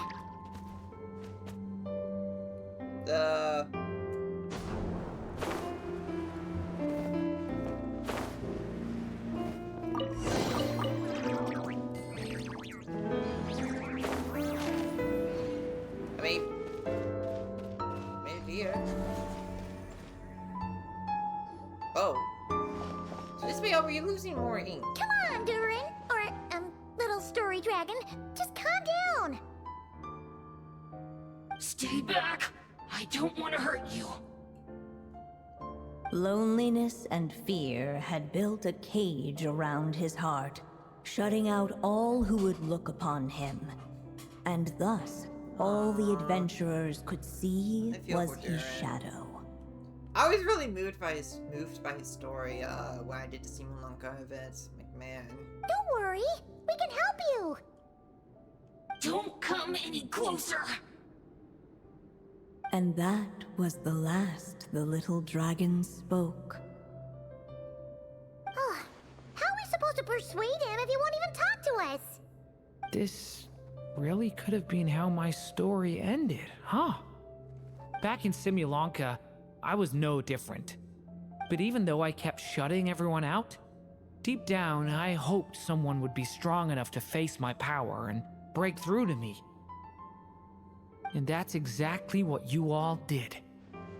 I wouldn't be standing here today without you. Yeah, oh man, again, I loved the Simulanka story. That was just... Still, like, one of the best stories I think I've ever seen in the game. Come on, let's bring this story full circle.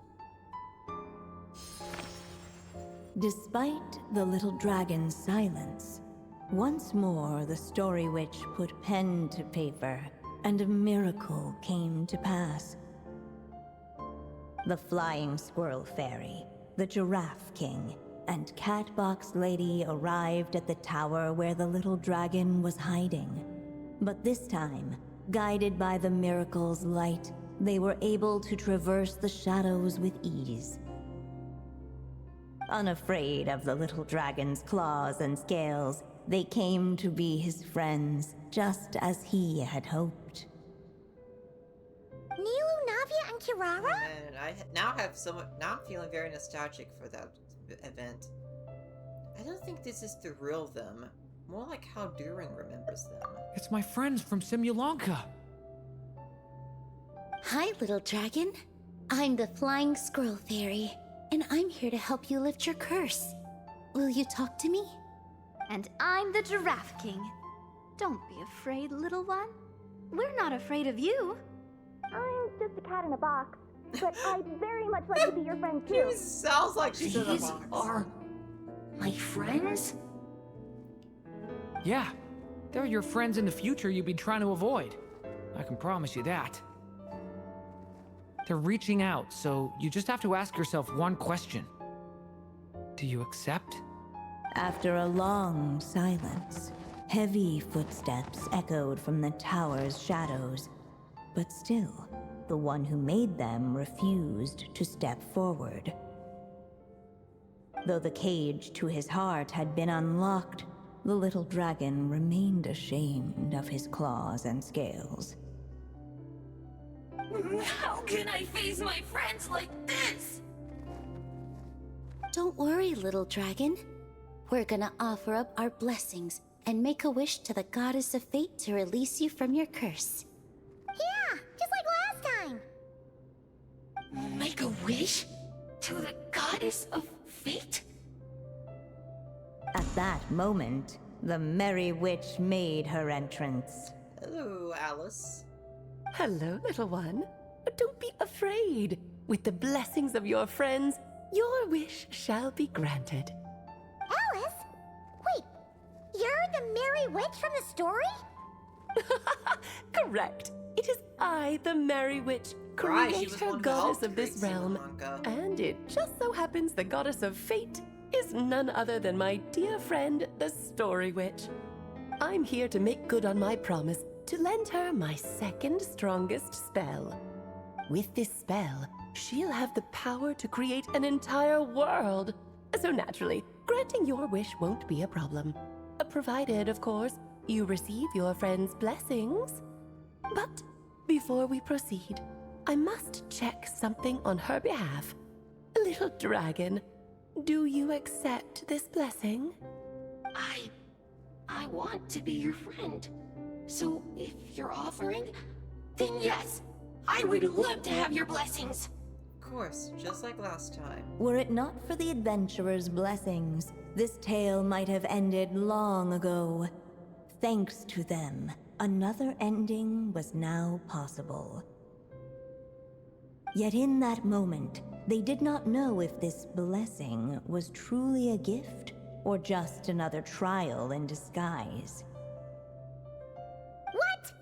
You didn't say a word when we actually needed a clue, but now at a critical moment like this, you turn up and start playing mind games? Another trial. Ha, Now that actually warning. sounds about right. Be it the fictional problems of Simulanka or unavoidable conflicts in the real world, if you think about it, that's what they've been all along. But if it wasn't for those trials, I never would have met any of you. So, despite all that, I'd still like to give my blessings. That's the spirit! Come on, Durin! Let's help you make your wish come true again! On behalf of both my past and present selves, thank you, my friends.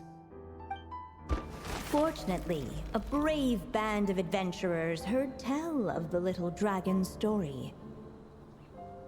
Determined to lift his curse, they fought their way through countless trials. To help him, they offered up their blessings and made a wish to the goddess of fate. At last, their wish was granted. Shaking off his scales, the little dragon stepped out of the tower's gloom. But his time in the world beyond the castle would soon teach him this gift would bring blessings and trials of its own. And as far as the little dragon was concerned, the tricks of fate had just begun. So,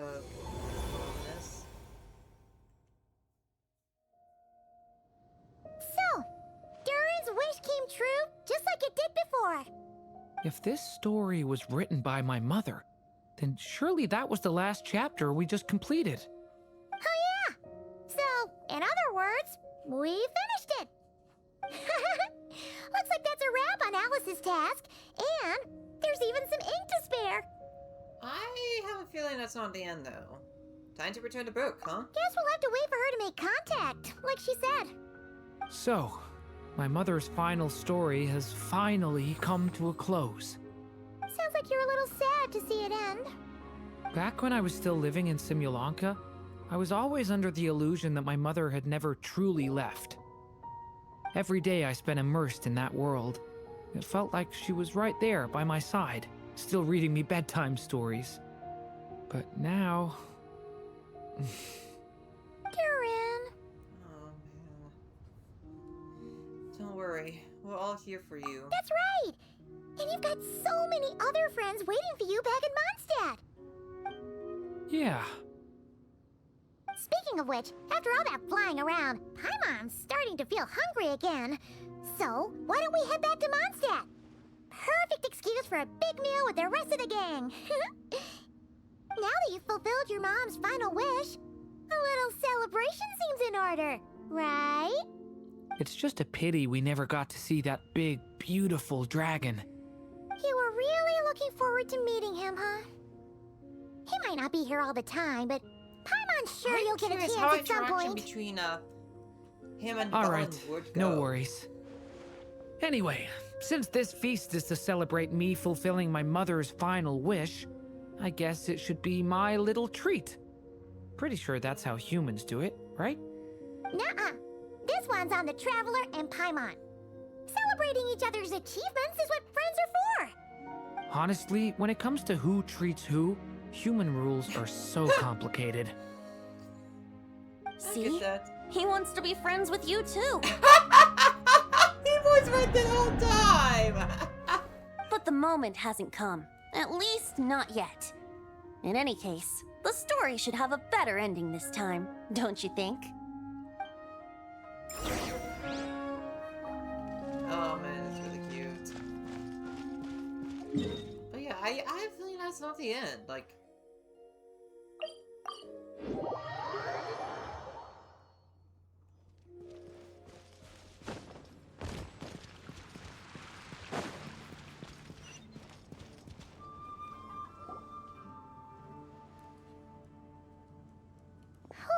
Feels like we were gone for ages. Hopefully, everyone's still here. So, your adventure was a success, huh? Want to grab a drink to celebrate? Absolutely not. No booze allowed. Well, it doesn't have to be alcohol. Durin, I want to hear all about your big adventure.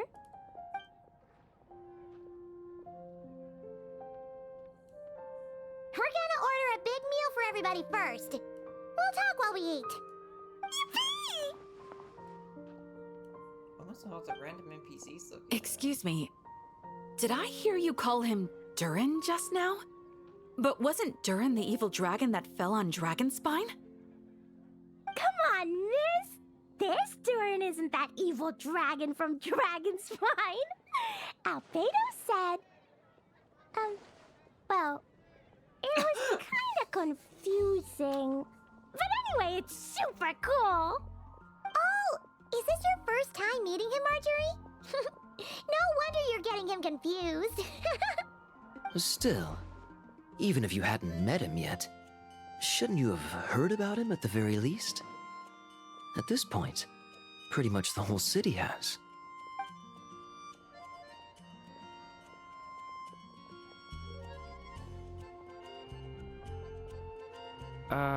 Why is everyone... So, what exactly is his connection with the evil dragon? Wait, but those horns on his head. Oh, Surely no. he's not a... Oh no. Did everyone just forget about Durin? No, that can't be.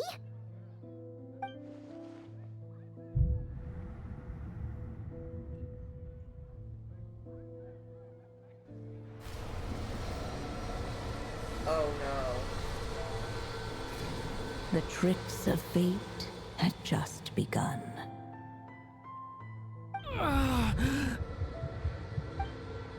Watch out! Stay calm.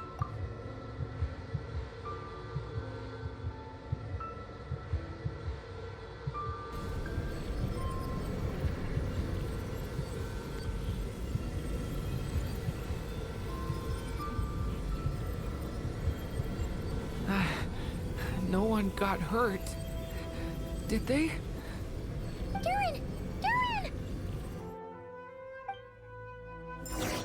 Ex Barbara to tend to Durin and... oh, right, that's what I thought. I just had Barbara check him over. He's not badly hurt, but he seems to have burned through a lot of energy fending off some kind of dangerous power. He'll need some time to rest before he wakes up. So, can someone explain what's going on here? It seems like, aside from Durin's close acquaintances, the people of Mondstadt have forgotten everything about him. How could that even happen? Worse still, the abyssal power within him is showing signs of extreme instability. Could be a separate issue, though. I'm not sure. If the abyssal power inside him spirals out of control, Mondstadt will be in grave danger. Maybe we should ask Albedo. I completely agree. All right then. As acting Grand Master, I'll send a letter requesting Albedo's immediate return. Until then, the Knights will watch over Durin. That's pretty much all we can do right now. Also, allow me to look after this book for now. If you need to consult it, just drop by my office. Okay, Jean. Do you think the book might have something to do with what's happening?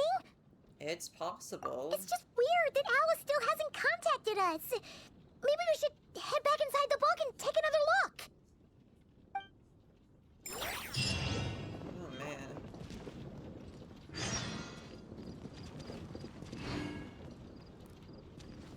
Okay, next chapter wakes up. No need to worry. He's stable for now. Klee was really looking forward to hanging out with Durin.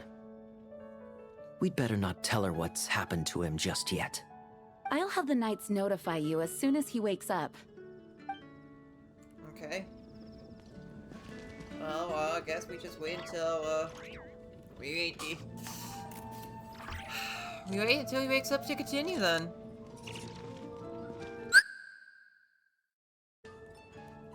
Right, commencing day 4.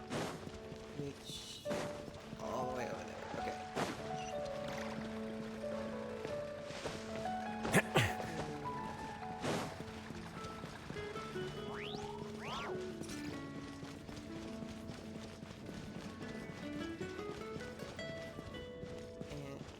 Hi, Jean.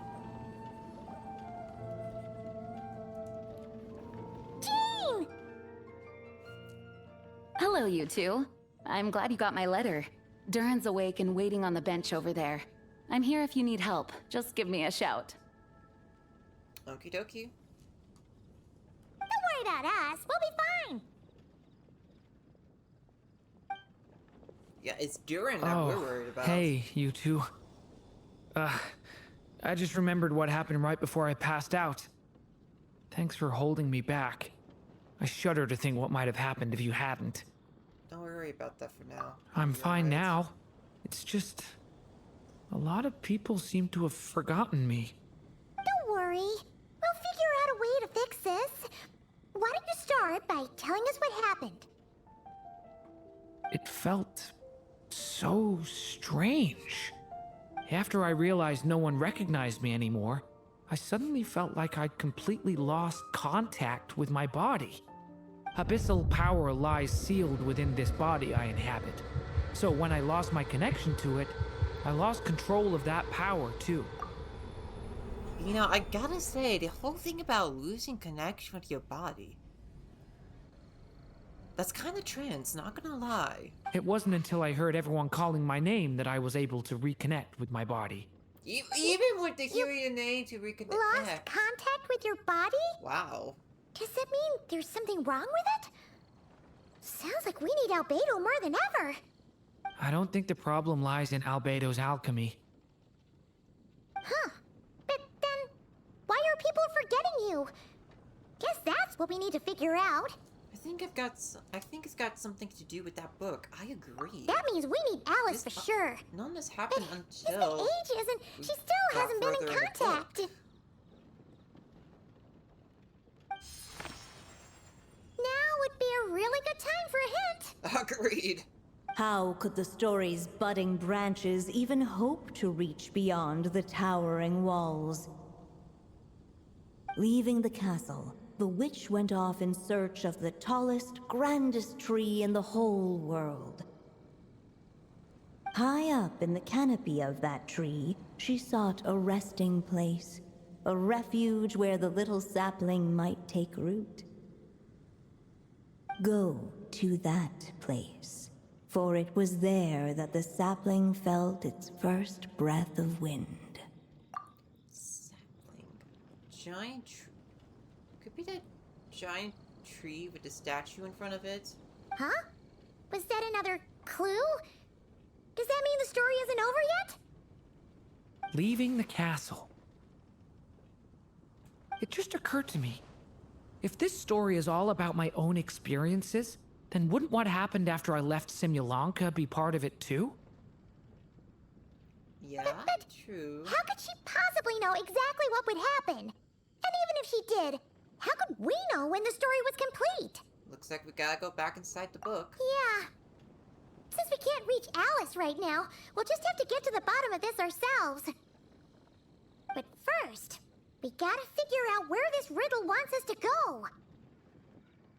The tallest, grandest tree in the whole wide world. Huh. The only place that ever gave me that feeling was the one I ended up in right after leaving Simulanka. They had great coffee there, too. And so many books you'd never run out of things to read. Oh, Sumeru City? Think about it. Our search in Mondstadt began in a library, right? Well, Sumeru City's got one of those, too. And it's absolutely huge. What do you say? Should we try looking there? Warn't her to try. That does kind of make sense. And it's not like Paimon's got a better idea. It's worth a shot, at least. All right, let's just give Jean and the others a heads up first. Well, it sounds like you've got a plan, so I won't interfere. All I ask is that you stay safe.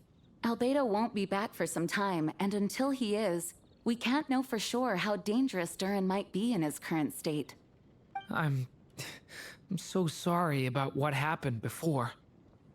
Believe me, I'm not blaming you, and neither is anyone else here. If anything, it's the opposite. We're all just worried about you. Yeah, no one here would Worried? definitely be, About me? blame ya. Come with me. I want to show you something. As soon as they heard you were awake, they all hurried over to see how you were doing. You all came to see me? A little birdie told me you're working on finishing a storybook. So maybe all those people losing their memories is just a plot twist, waiting to be resolved. Miss Lisa, you always seem to know how to put my mind at ease. Please, everyone, don't worry about me. When I get back, I'll find a way to complete my mother's story, and the one we started, too. Yeah. Yeah, everything will be fine. Alright, so we need to go all the way to Sumeru here, right?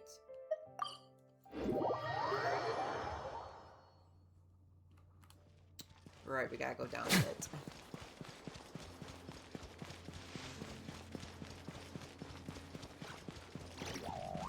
And a little bit more. Oop. And a little bit more. And I forgot how far away we have that waypoint was from the where we need to go.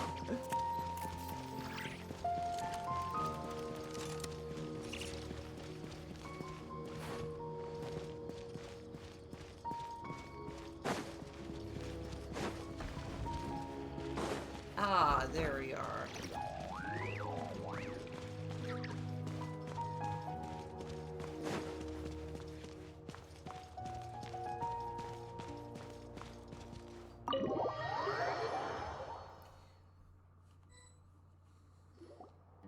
Whew. After the library hunt in Mondstadt, it's not as if Paimon was expecting this to be easy. But this... yeah... this is something else. Where do we even begin? Even the clue this time seemed kind of cryptic. Let's just take a look around. Yeah. Guess the best we can do is stay on the lookout for more weird things going on.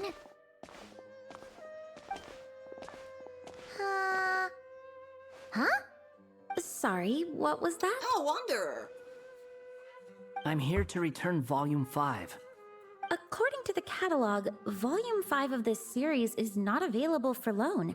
I can't accept the return of a book that was never checked out in the first place.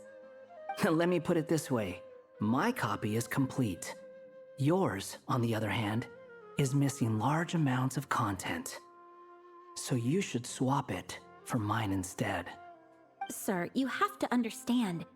Managing a library is a serious business, and we have protocols in place for this kind of thing. I can't just replace an important volume in our collection based on nothing more than your word.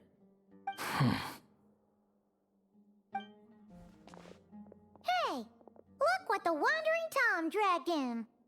Oh, it's you.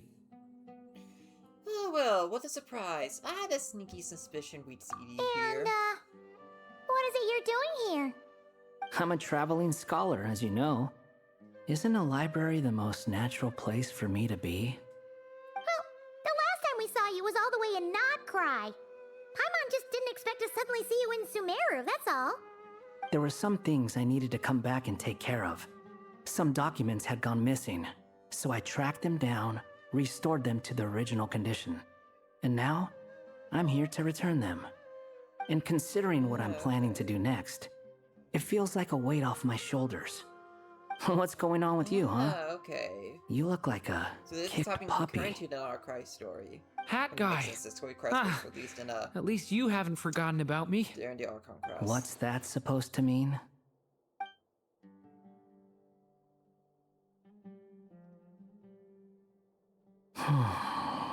So it's been getting worse.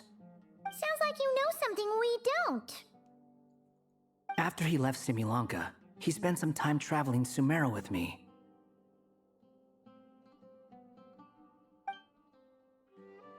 I was working on several texts at the time, and I stumbled upon something strange. Anytime Durin of Simulanka was mentioned, before long, the record would disappear. Which Really? means all the remaining records on Durin are about the evil dragon that fell on Dragonspine. How did you even discover that?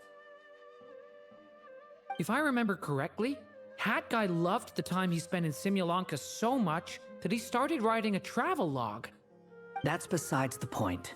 The fact is, you're not affected by the ley lines of this world. I'm sure you can grasp the implications of what that means. His case is different from mine. It's more like the world itself refuses to accept his existence. Oh. Could that be what's going on then? Because his birth seemed like it was not supposed to happen. Like, it's like his existence is an anomaly compared to the real Durin. It started with a few written records, but now it sounds like it's spread to people who never met him or didn't know him well. At this rate, the whole world might forget him altogether. The whole world?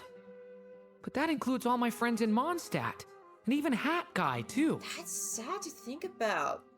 So that explains why those people in Mondstadt forgot about, because they didn't know him that well. So it's a slow progression. First the records, and then people who aren't close to Durin, who've never heard of him, and then eventually, that could affect people who do know him, who are his friends, who are his loved ones. So that's what you've been worried about all this time? Why didn't you just tell me? There are more important questions right now, like figuring out how to fix this. Yeah, we've been trying for a while now. Just haven't gotten to the bottom of That it mage yet. clearly cared a lot about her child. She left that book behind for a reason. If you want answers, isn't that the place to find them? You think that didn't occur to us already? Problem is, we need to find the memory that unlocks the next chapter first. Mind if I take a look? You are free to help I us? just want to know what secrets this book is hiding. Besides, I've run into a bit of red tape, so I've got time. Of course. Be my guest. I mean, sure, if anyone could help out, it's definitely be him. So, the memory we've been looking for was about you? All along? Wait, about Wanderer. Go to that place. But was there that sapling killed to his first branch of breath? The little dragon became companions with a stray cat with dark blue fur. Wanderer. It was a friendship born of all they had in common. He left his castle at the stray's invitation, setting out to explore the world beyond its walls. There, he grew fond of the outside world, eager to make friends and share the story of his life. Taken by the dragon's story, the stray tried to write it down. But he soon realized that no matter how he tried, it would always warp into the evil dragon's tale.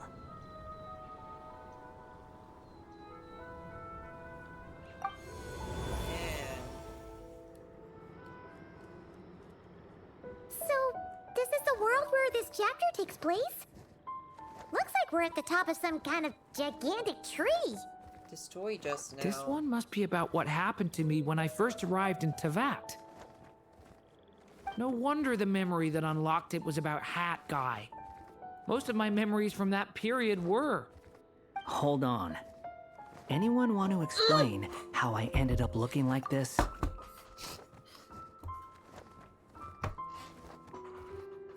Oh man, I wish I didn't drink while I was eating this.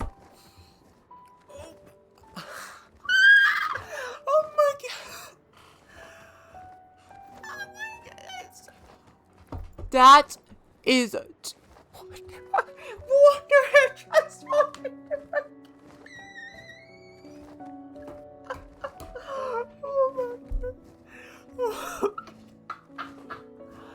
man. Oh man.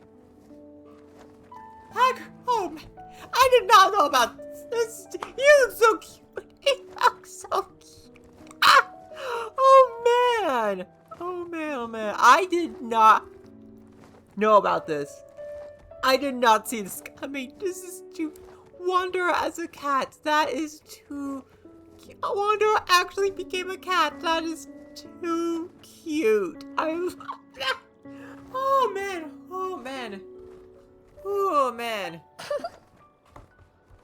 Maybe you've become a character in the story too. The way you appear here, it's basically how Durin sees you. You see me as A stray cat? A wandering Tom, to be exact. You should count yourself lucky. Of all Durin's friends, your character is by far the most memorable. Maybe it's because I've known Hat Guy for longer, so my impression of him is more vivid than the others.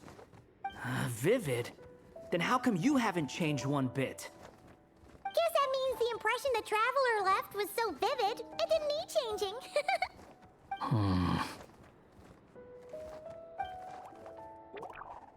Hello, everyone! Ready for today's adventure? It's the storybook, Durin! I Oh. love that model. I love that. So you're not playing yourself in this one? Does that mean the two of you have even more memorable roles to play? This is Alice's magic we're talking about here. She's the only one who can make sense of it. Where are we going today, kitty cat? Whatever. Just follow me. Same as always. Okie dokie! Can we chat along the way? If you have something to say, just say it. Was that seriously how the two of you communicated when you first got here? Yep. Anyway, how do we get ourselves out of here? Usually, the narrator gives hints to help us figure out what to do. Speaking of which, about time we got some of those, don't you think?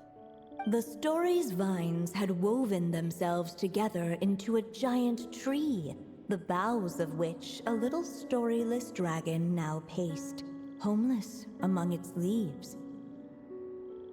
He had to find a way to leave this place and set off in search of a home of his own. If he stayed, the world would erase him from its memory altogether.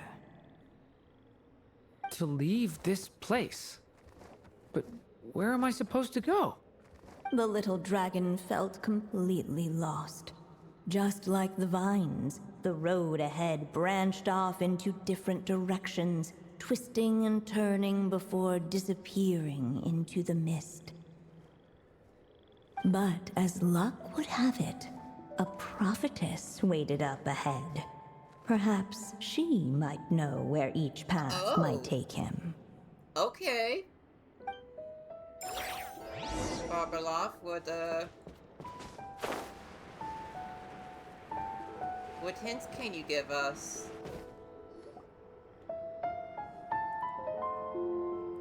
Oh, you must be the little lost dragon. It's true. My friends and I are lost. This meeting was no accident. The prophetess was in fact the seer witch, here to present her promised gift. The seer witch? Oh yeah! That's Mona's teacher, right? The old hag? Insolent child. I am the seer witch, your prophetess, not some old hag. Sorry. Now, little lost dragon, I have come to bestow the gift I once promised. A prophecy. A prophecy? Hear me now, for my prophecy is this. One day, the dragon from beyond the castle shall be reborn, and none may avert its coming. The wind took the prophecy and swept it off into the distance. And so, the little dragon was shown a path to wander. A path shown by the wind. Could that be referring to what happened back in Mondstadt? As far as I remember, once that alchemist from Mondstadt learned about the prophecy, he chose to stand with you against the evil dragon. So, what does any of this have to do with you being forgotten? Oh, wise witch of prophecy. Could we trouble you with another question? As enigmatic as she was elegant, the seer witch spoke no more, for her thoughts had long since returned to the starry firmament above. Alright then. Just when we actually needed her. The seer witch was my mother's friend, so the prophecy she just gave should turn out to be helpful. Well, It's not like we've got better options. But if all we need to do is leave this place, which path should we take? Any ideas, Durin? Why don't we take a look around? I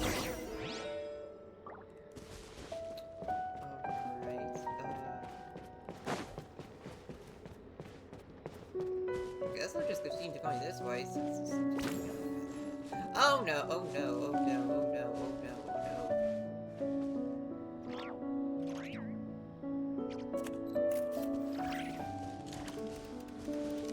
Oh no, oh no.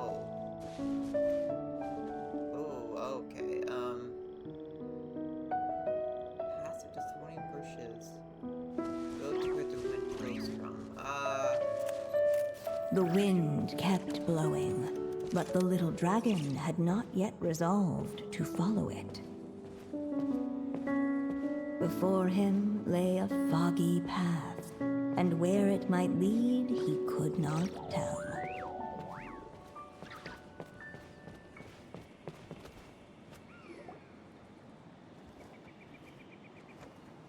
If we go this way, we'll be heading back to Mondstadt, just like we planned. Out of all the options so far, this seems like the safest, right? At least we know what happens next. He helps stop the evil dragon from returning, gets a new body, makes a whole bunch of friends, who all just forget about him. But you didn't forget, Hat Guy. I'm just saying, choosing this path wouldn't solve the main problem. You'd still end up being forgotten. Huh. Maybe future chapters hold the answers. We just need to keep the story going. I'm not against choosing this path. I just wonder what secrets it might be hiding. Let me think about it. Might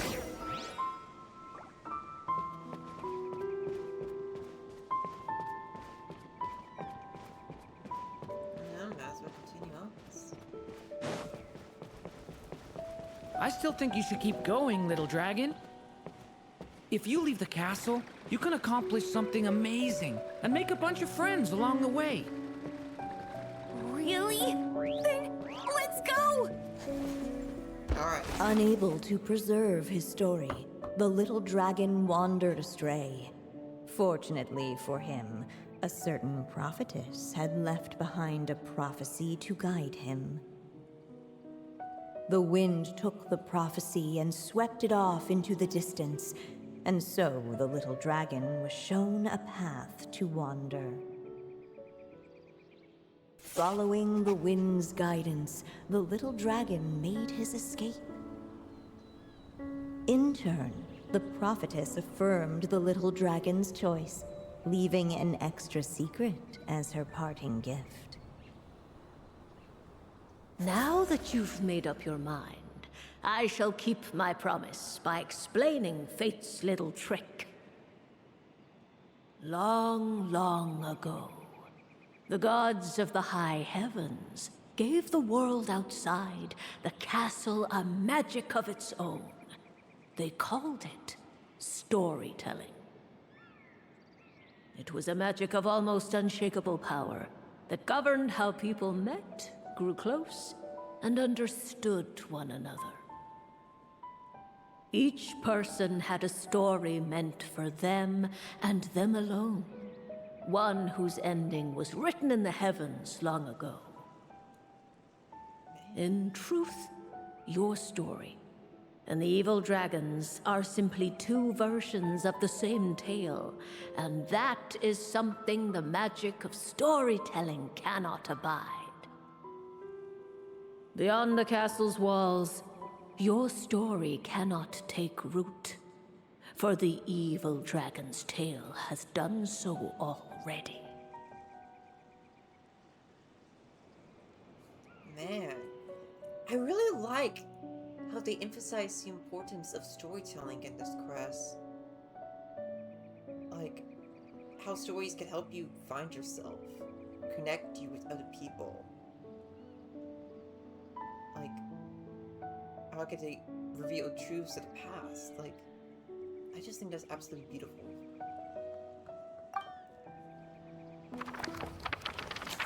the wind took the prophecy and swept it off into the distance. So, and I didn't read that one time. So, that was the secret? Huh. I see. But, what does that mean? You still don't get it? Simulanka Durin and Tevat Durin share a special kind of connection. Their fates are mirror images of one another. Yeah.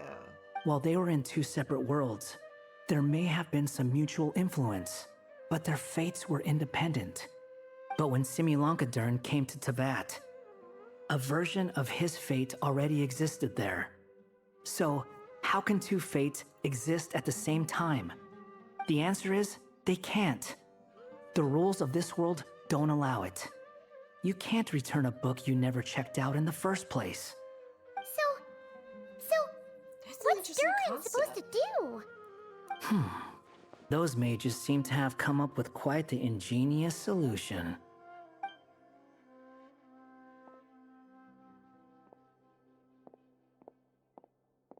I'm here to make a return.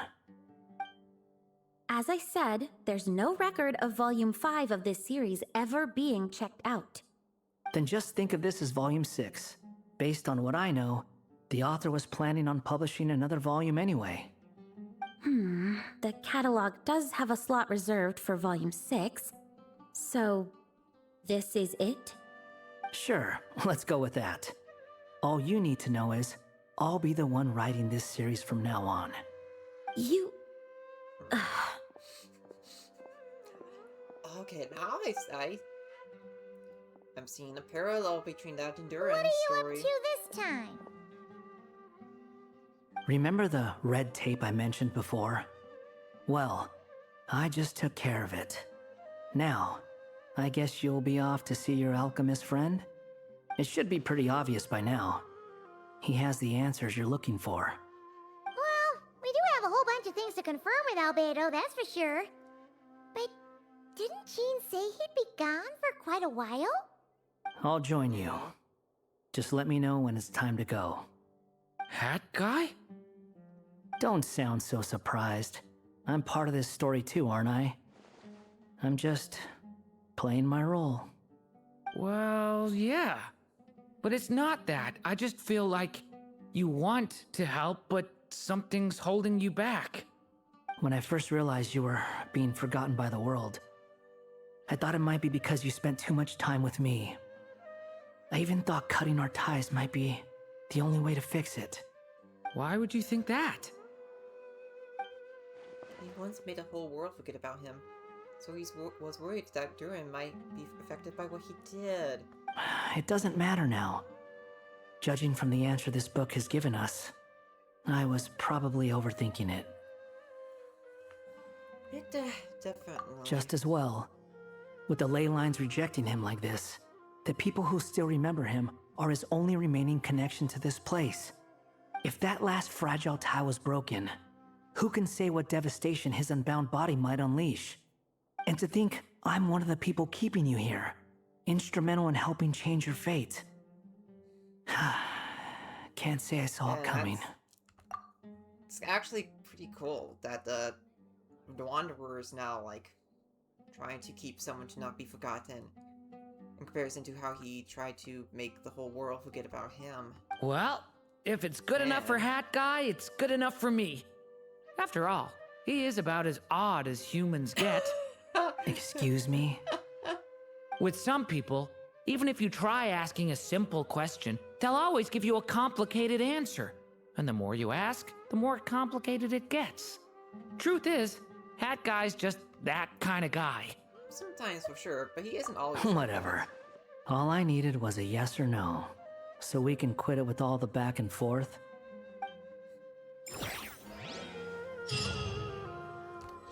Alright. Okay. Wait for news from Albedo. I'm sticking around for the next few days. So, when it's time to go, you know where to find me. Alright. And that's probably gonna be it for this chapter. of the playthrough, then we'll wait a few more hours. How much longer do we have to wait? Wait. 14 hours! Okay, that's quite a long wait. Man, well...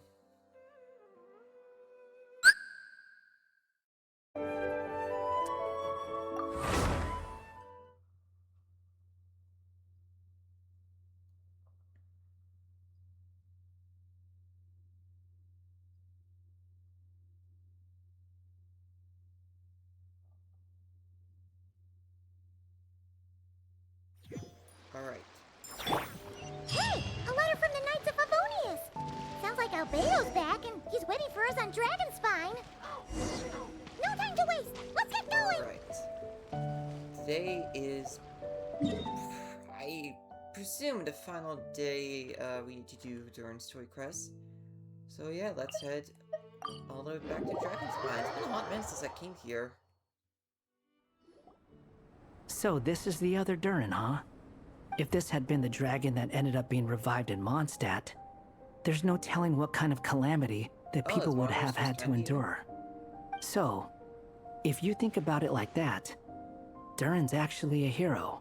And you just thought you'd be nice all of a sudden? No, I'm just a little envious, that's all. Not everyone gets a chance to be a hero. Hey, there's the guy you've Actually, been before. most of the credit belongs to Albedo. Then again, barely anyone even remembers you at this point. So I guess there's not much left to envy.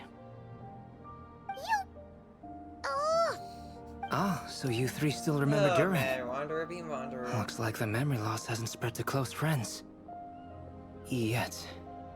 I guess that means my memory of you must still be complete as well. Just how to say yes. Albedo. You're finally here! Oh, boy, do we have a whole pile of questions for you! Oh, you're here too. I think I've pieced together some of what happened to him. But what's your take on things?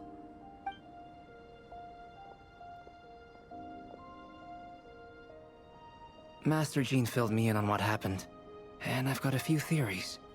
But let's get on the same page first. You exchange intel with Albedo, who also checks on how Durin is holding up. Well, physically, he's doing fine. His body is holding the abyssal power at bay.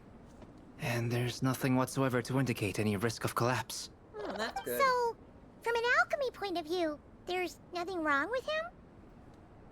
The issue isn't so much that the abyssal power within him has gotten out of control. It's that the connection between his will and body is fading. If he ends up losing his conscious will, his body will fall back on its biological instincts. And that's when the abyssal power within it will take over. Oh, excuse me, I was drinking some coffee. But if that happens... This book mentioned a witches' gathering. It seems like quite a few of these witches got themselves involved in Durin's case. Which brings me to my theory. Bringing fairy tale Durin into this world to replace the Durin on Dragonspine means using one Durin's fate to overwrite the others. But the power of alchemy alone would not be enough to pull off such a feat. It would have required the combined use of Miss Barbeloff's astrology, my teacher's alchemy, and Aunt Alice's magic. After learning of Miss Barbeloff's prophecy, Durin and I finally came up with a way to settle the Dragonspine Durin problem for good. And I took care of the alchemy side of things, which, looking back on it, seems to have been a part of their plan all along. So now, there's only one thing missing. The magic, right? As for the fate theory our friend in the hat just mentioned, I still can't figure out how any kind of magic could possibly influence the fate of Tevat. But I'm certain that the answer lies within this book. So, the reason Alice had us complete this book was to make that magic possible? A form of magic powerful enough to rewrite fate itself. Well, we've no time to lose. I just need to take a look at the book. The next part of the story most likely relates to me. So the memory that unlocks it must be connected to me too. It makes sense. Already happened to walk with Wanderer. The giant tree was home to a broken branch arch, the shape of its splintered arm aligning perfectly with the branch that had burst forth from the castle walls. Join yourself to that broken bough, for there you may take root at last, and henceforth bask in the sun and rain of the world beyond the castle. But first, fetch the stickiest clay and let it bind the scar of the break. I see.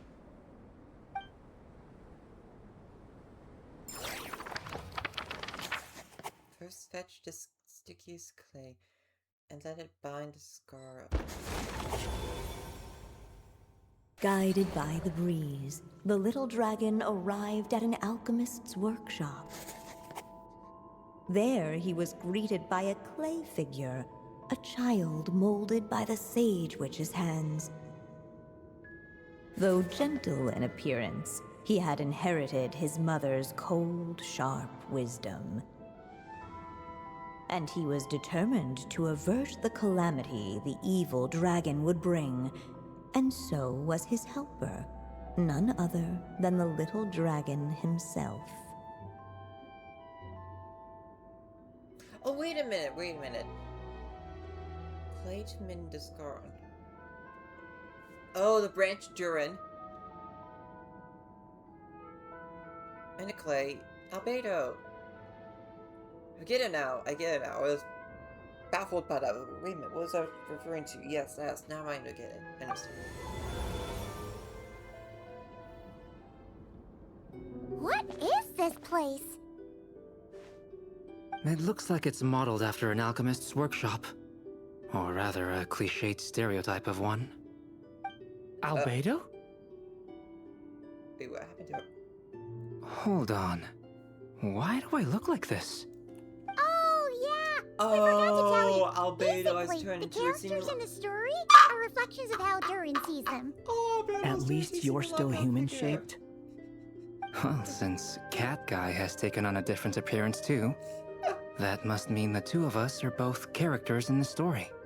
But you, Paimon, and Durin haven't changed at all.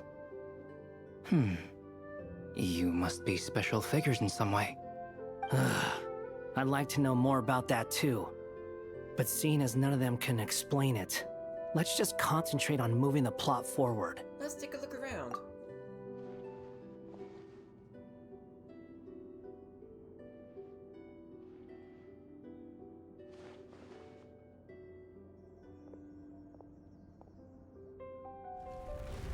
Whoa. It's a hidden path? And just like that, the group stumbled upon a hidden passageway. Intricately crafted, it seemed to lead them towards another exciting chapter of the tale. Come on! What are we waiting for? Next chapter, here we come! Ouch! What did you run into? But this was a chapter that had not yet been written. Oh. Ahead of them was a storyless void, and they That's could the go point no of further. For story. What? Unless it's something like Sin Now what's City, the point of which having is a more, path here? you know, purposely black and white for a story. Not that I've seen or read anything Sin City related. Maybe the author had a flash of inspiration, and then their mind went blank? Sounds like a pretty bad habit for a writer. Let me tell you, Paimon, it's pretty common. Over here. I found something. A heart. What the clay figure found was none other than the evil dragon's heart itself. Though the creature had perished long ago, its heart was still there, pulsing away and growing warmer with every beat. And the clay alchemist knew what it meant. That the evil dragon would return one day, just as the prophecy had foretold. Yet, guided by his mother's wisdom, he foresaw another fate. If only the alchemist could bestow this heart upon the little dragon, he might be reborn in the evil dragon's stead. Only then would the evil dragon's heart grow still, and the little one inherit its tale. Sounds like this chapter is about Albedo bringing me to life? Yeah, this was a whole, If that really was the solution, though, this would have been over the minute I finished the transmutation. So why is Durin still being forgotten? There has to be some other reason. Are still places we can check? Yeah, I'd like to explore the area a bit more. Yeah, I was waiting for us to explore the area. Oh no, 3 ink left. Oh, man. Unless the little dragon kept moving, eventually he would be forgotten.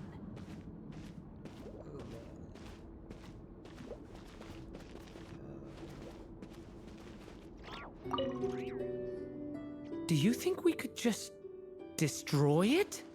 Why would you want to do that? Be it the calamity headed for Mondstadt or my inability to leave behind a story of my own, doesn't it all come down to the fact that this heart never truly died? What if, here in this story, we could finally destroy it? Could Aunt Alice's magic really allow us to do what's theoretically meant to be impossible? Either way, it's an intriguing idea. I'm not opposed to giving it a shot. Durin! It's just... I'm still afraid someday, even you guys will end up forgetting me. If there's even the slightest chance it'll prevent that, I'm willing to try anything. But I'm not sure if I can destroy it on my own. Chances are, I'm gonna need your help again. So please, everyone, help me destroy this heart, once and for all! Okay, let's take it to another ground first. It's the option without bait.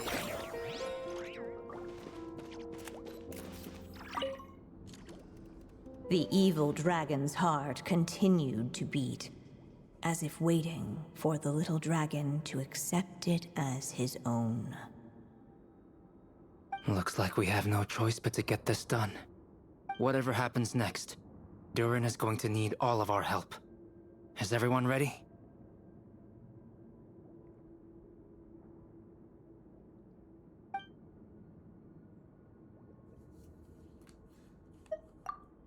Okay, is there anywhere else I need to look first? Before I...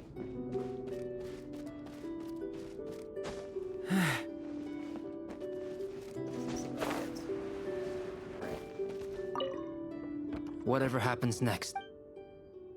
Yeah. Let's go out, Albedo. The little dragon and his companions blank. Blank again. Huh? What's going on? Are we running out of ink? Oh man. Once the ink runs out, is that the end of the story? I had a feeling this would happen. What's happening to the others? Oh no. Now that the story's ink was spent, all that lay ahead were blank pages. Oh man.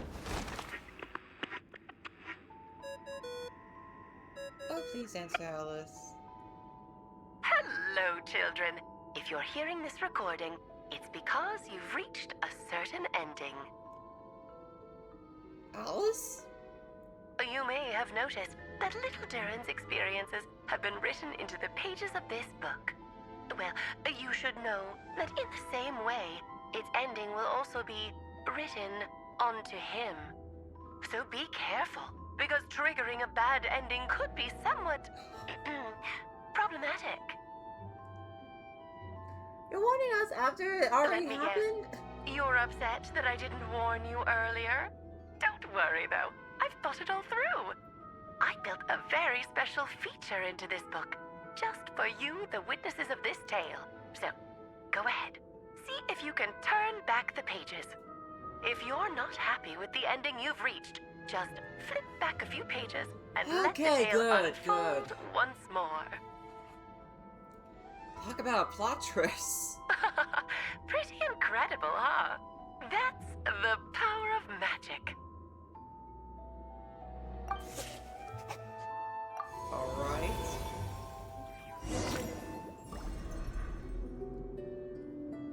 Oh.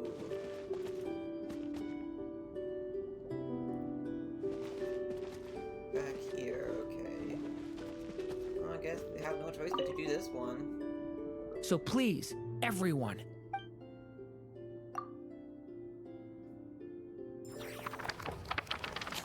Prophecy is destined to come true. With the help of his friends, the little dragon destroyed the evil dragon's heart, using up every last ounce of his strength. In his eyes, this would ensure that his story and his alone remained in the world beyond the castle's walls. But the evil dragon's heart was like a great tree with roots digging deep beneath the surface. Cutting off the branches did not kill it. No, it just made it impossible for a new branch to take their place. The gnarled roots retreated back into the frozen earth, biding their time for a chance to bud again. Cut off from their source, the rootless branches above the surface slowly withered away. The little dragon's story faded into nothingness, and in the world beyond the castle, only the evil dragon's tale endured. Who am I? Is this me? And so the story ended, with the little dragon fading from sight, leaving nothing but the evil dragon's shadow in his place. So, the story's over? Oh no! That means Durin! What do we do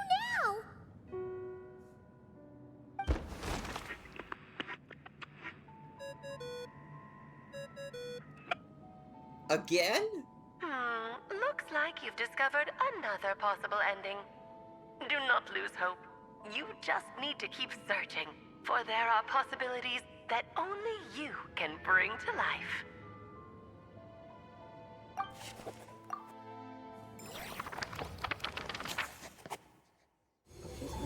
Yeah, here we go again! But didn't we already try all the options? Ugh! We'll just have to see if there's something we missed. Wait. Ahead of them was a storyless void, and they could go no further. Returning to the castle.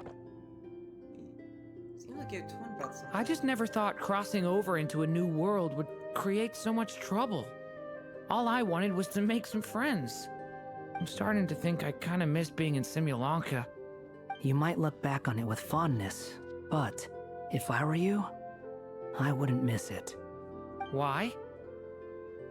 Sometimes, moving on with your life comes at a cost. But that's better than going nowhere at all. You don't have to worry, Durin. No matter what problem you face, there will always be a solution. Okay. Sometimes I wish I could just go back and see it again.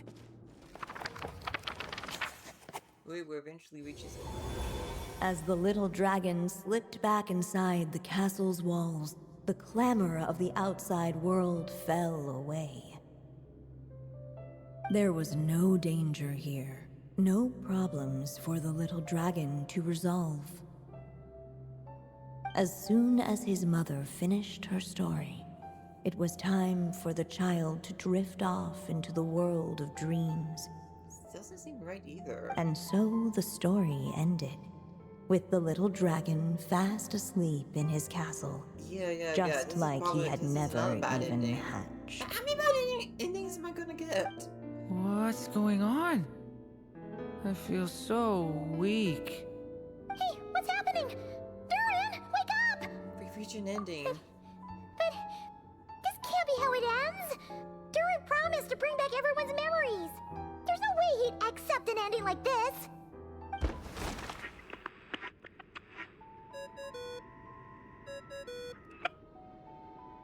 Man, my luck is not Looks great. like you've discovered another possible ending. Do not lose hope. You just need to keep searching, for there are possibilities that only Yeah, I you get the can memo, bring to Alice. life.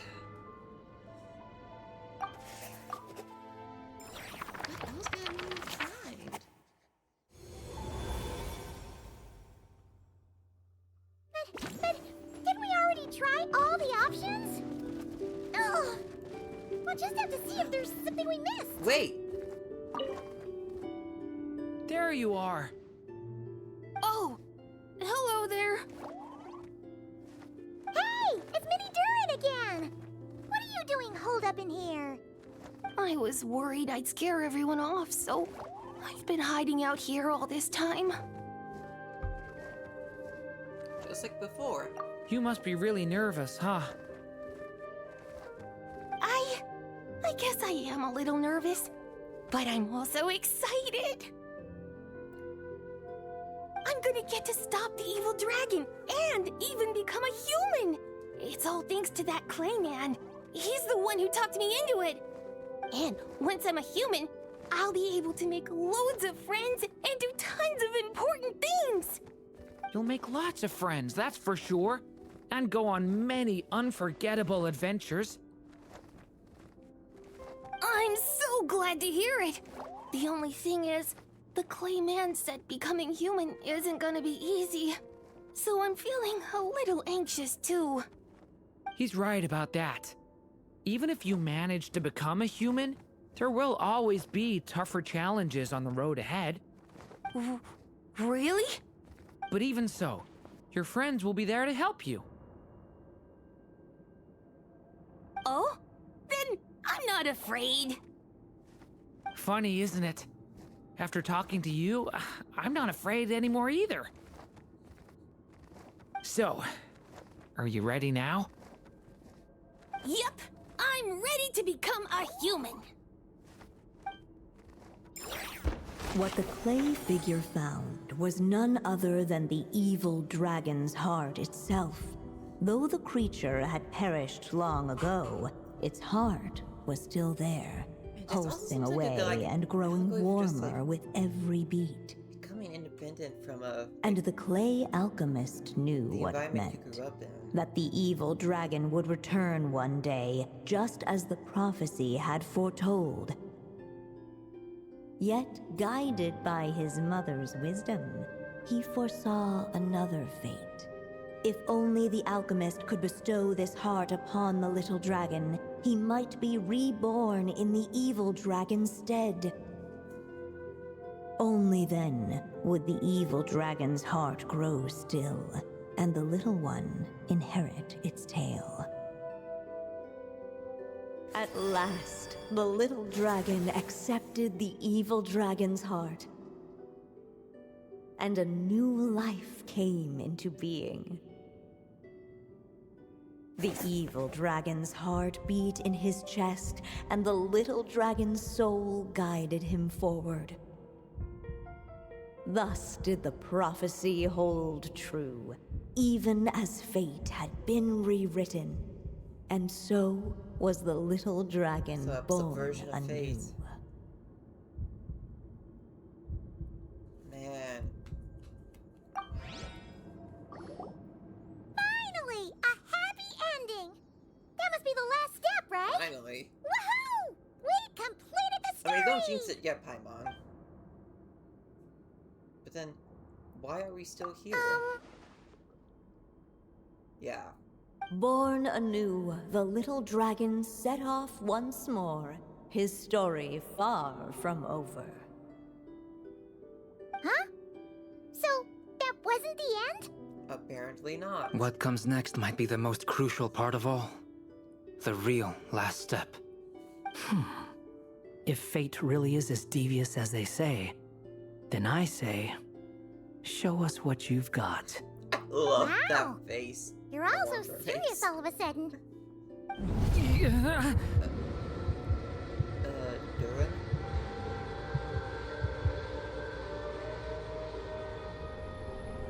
Durin, are you alright? The evil dragon's heart was now one with the little dragon, yet the dark power within it still lingered. Would the little dragon dare to hold this power back, or would he simply give in? Hey, what kind of question is that?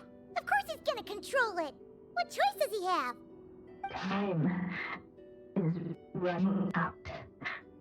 So, will the little dragon dared to hold this power back, would he simply give in? What's up with the narrator?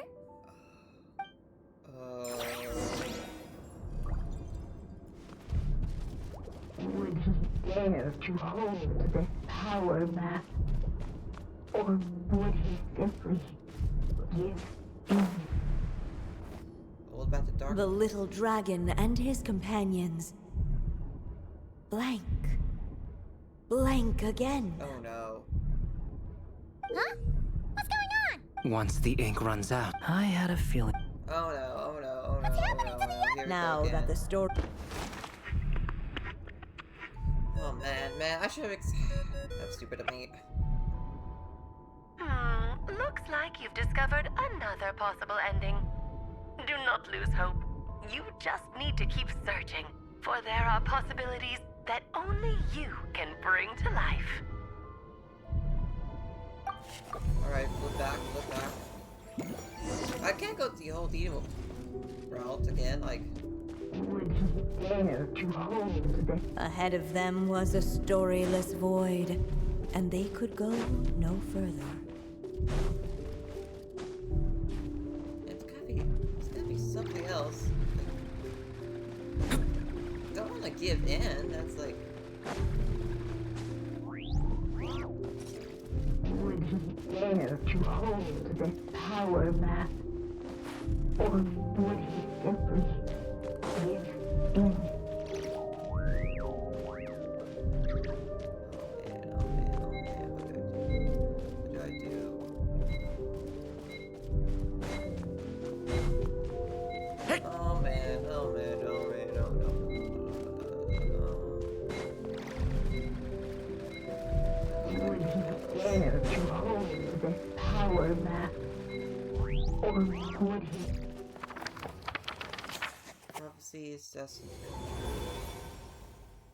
Oh no, here we go again. The little dragon was at an impasse, and the dark power within him surged like a tide. Unchecked, the darkness engulfed everything around it, including the little dragon's soul. The little dragon's story faded into nothingness. Is this me? And so the story ended. Oh no! What do we do?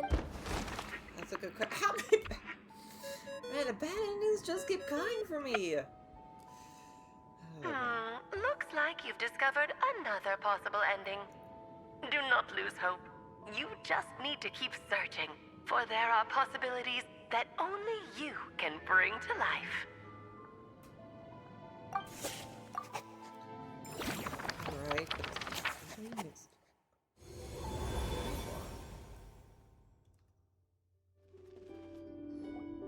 What's going on here? Why isn't the story letting Durin just suppress the abyssal power? It keeps getting stuck.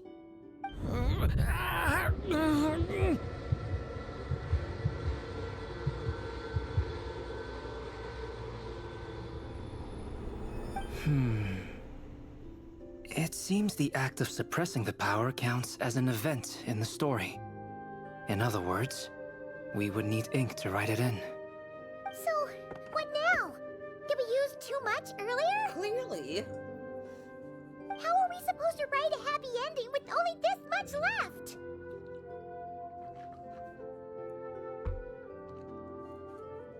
It's possible. It's just not time for the story to end. Well, this is Durin's story. As long as he's alive and well, why should it end? If there really is such a direct correlation between the story and his fate, I may have a potential hypothesis. Durin was, and still is in essence, a storybook character, written into being by M. From the moment he was born, he has always dwelt within her story. And I suspect that has remained the case, even after his arrival in Tevat. Reviving Durin in the evil dragon's place was an act of grafting this Durin story onto the latter's fate. In essence, that is how his fate was rewritten. But there is a fundamental difference between a being's story and its fate. As Miss Barbeloth reminded us, the fate of every living being in Tevat has been woven into the fabric of time. Its most natural path, therefore, is to proceed along its given track. Right. But Durin's story, on the other hand, Needs an author to continue writing it. as Durin's connection to this world wore thin, not only have people started to forget him, he started to lose control of the abyssal power within. In other words, his story can't continue, because the author's ink is drying up. That's what it seems like to me. That does make sense, considering that Marie is dead. So it makes sense that she could no longer be the author of a Durin story. It would seem the little dragon had made a group of fine friends indeed. Save it. The question is, are you here to help him or stand in his way? This is as far as the story can go. What path will you choose? If the story ends now, Durin was just finished. I suppose the final decision is up to me. It's hard to believe I never actually left my mother's story. If that's true, I'd like to go there and see for myself. By there, I take it you mean the blank pages of the unwritten chapter ahead? Makes sense. But we still don't even know how Alice's magic works. If Durin belongs inside the story, then going outside of it to some unwritten part, isn't that too risky? Well, I mean, isn't that how life goes? I'm not afraid. Then go for it. We'll be with you all the way. I second that. It would seem this is one answer you need to go seize for yourself. So be it. Whatever obstacles stand in your way, we'll tear them down together.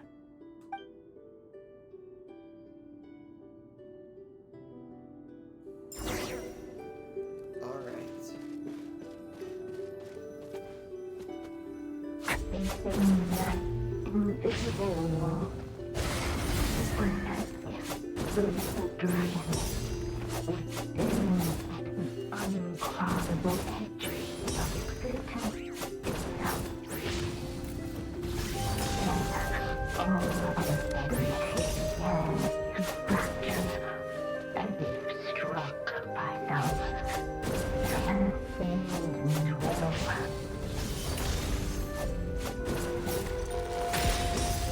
Okay, I don't know if that was actually Gotta keep going. or if that was just a mandatory story moment. But hey, either way, breaking through right to the core, no stopping us, not any. Whoa. Ahead lies only a stormless void. My consciousness is slipping away. Keep going, Durin. A pure soul is your essence, not an empty void. I feel so weak. Stand tall, Durin. You are not some amorphous idea. The body I made for you is flesh and bone. Am I truly alive? Yes, Durin, but you must keep going. You're as alive and real as I am. I can't feel a connection. You're not alone in this world, Durin. At the very least, you have me. I can't remember anything. Who am I? Your name is Durin, and there are many who still remember it. My name is Durin. You're taking too long. Come on, Durin, run! In this world, fate waits for no one. Wait! Where am I meant to go? What am I supposed to do? Go make your wish come true, Durin. My wish?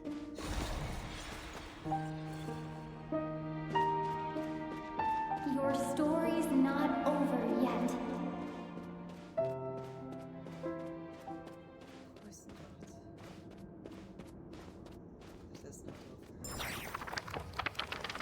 Your story is not over yet. Silence, huh? Have you nothing to say about my proposal? Let me get this straight. You want to graft your story onto this unfinished thread of fate, and in doing so, not only rewrite that fate, but allow the story to live on. Quite the brilliant idea. Still, the story's survival depends entirely on whether the author keeps writing. Exactly. And the moment foretold by the prophecy is still centuries away. I see. I thought my own ignorance might be the problem. That I'd asked more of the noble science of alchemy than it could ever deliver. Or that I had failed to discern the heavenly signs and grasp the secret truth underlying the prophecy. Little did I imagine that time itself would prove to be the greatest hurdle of all. Well, my friend, this has been a most intriguing experiment. And from an academic perspective, at least, I don't think it was a bad proposal. Someday, the prophecy will come to pass. So remember, my friend, much like the stars themselves, there will always be something that transcends the test of time. Thank you, everyone. You've helped me so much already. But, Alice, I still have one final favor to ask of you. Will you lend me your magic one last time, just enough for me to keep his story alive until the prophecy is fulfilled? You mean you want me to extend your lifespan? Huh? No, not in that sense. As Rhindaughter once told me, the laws governing life and death are among the most unyielding in this world. I'm well aware of that. Whether it lasts a day or an age, the span of one's life is determined by fate alone. If I tried to breach that law by force, I'm afraid I would lose what makes me human. This is not a path I want to go down. If I am to die, then I shall die a human. So, what is it that you want me to do? I would like you to send this pen of mine into the future. I see. Then perhaps there really is a way I can help. I could create a kind of story magic to take over the writing once you're gone. Oh, but for it to work, you would need to provide enough of your own words for it to learn from. How much? Oh, an immense amount. So much, in fact, that you would have to spend the rest of your life writing. And even then, I'm sorry to say, it would not last forever. No matter how much you write, there is a limit to the number of words you can leave behind. But the world itself will never stop changing. Someday, perhaps, even your entire corpus will not be enough for the magic to continue describing this world. And when that happens, the story will end. Still, it's worth a try. I would like to send you this future.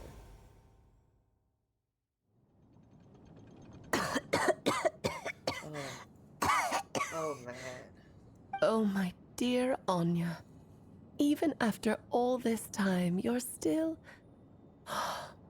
Look at you. You should be enjoying your old age in peace and quiet, especially now that things are finally returning to normal after that terrible calamity. Once he leaves Simulanka, things will only get more complicated. If his story is to continue, there needs to be more material for the magic to draw upon. I'll just have to skip over some of the less important details. Anya, why do you insist on sending him out of the storybook world? Why must he face his fate in Teyvat? Why not just let him remain within the story? With my magic, even fate's curse could be undone and he could live happily ever after. I suppose. In fairy tales, all it takes is a heartfelt wish. And even a wooden puppet can turn himself into a real boy and live happily ever after. That's just how fairy tales end, isn't it? But have you ever wondered what happens to the main character after the ever after? Right. Tell me, Alice, in your eyes, what would be a writer's greatest regret? To leave a story without an ending. Not a bad answer. It's true, many writers come to consider that their greatest regret. But I see things differently. My greatest regret is that every story I write has to come to an end in the first place. Anya. No matter how brilliantly a character shines, the moment their story ends, their potential is lost forever. For them, the story itself becomes an inescapable fate. That actually is kind of a scary thought. Like, you know, as someone who wants to tell stories myself with original characters and such, like, I you know, I want to stay with those stories, with those characters and stories for as long as possible. Like, it would definitely be really sad once I am done with that story and move on to something else. Like, man. But what if, instead, I could place my pen in their hand and let them continue the story themselves? You mean... You said it yourself. I can only leave so many words behind. Even with your magic, the idea that I could keep the story going until the prophecy comes to pass is wishful thinking at best. But I found a way to use your magic to transform some of my finished stories into a special kind of ink. This ink is a magical medium he can use to complete the story the way he wants to. For what is storytelling but another kind of magic? And if he can experience the whole tale himself while leaving behind his own wishes and aspirations, even once he reaches the chapter where I stopped, he'll still be able to carry the story forward on his own. And so, by leaving him this ink, I can entrust him with the responsibility of writing his own story. A character with the power to write their own story. That way, he'll finally be free from the cage that is my pen. And like anyone else living in the real world, he can go on to create a life of his own. And you no longer need to worry about the constraints of my magic. What a brilliant idea, Anya. It is a really good but idea. There are still risks. First of all, once he arrives in Teyvat, he'll have to rely entirely on the story you left him to maintain his connection to that world. As you gradually hand over creative control, that connection will grow weaker, and at some point, he might lose it altogether. But at the same time, he'll also have the chance to forge that connection for himself. The issue is, this method taps into too many of Teyvat's core secrets. Any overt hints you try to leave will be erased in no time. In fact, it'd be hard for you to leave anything at all to guide them. We still have the story itself, though. I can use that to show them the way. It's entirely possible he burns through all your ink, never reaches the chapter you had in mind, and gets stuck roaming the chapters of his past. But despite all that, I still believe in what this child can become. His hopes and wishes can be his ink, so he won't be trapped by mine running dry. Oh, what the writer you are, Anya. Your imagination never ceases to amaze. And you do know how much I love a happy ending. You shall have my help, my dear. Thank you, my friend. Well then, my child, do you understand what you must do? Yes, I think I do. It's my turn to keep this story alive. Then what's holding you back? What will become of you after I take up this pen? I will fade away. There will no longer be a reason for me to go on existing.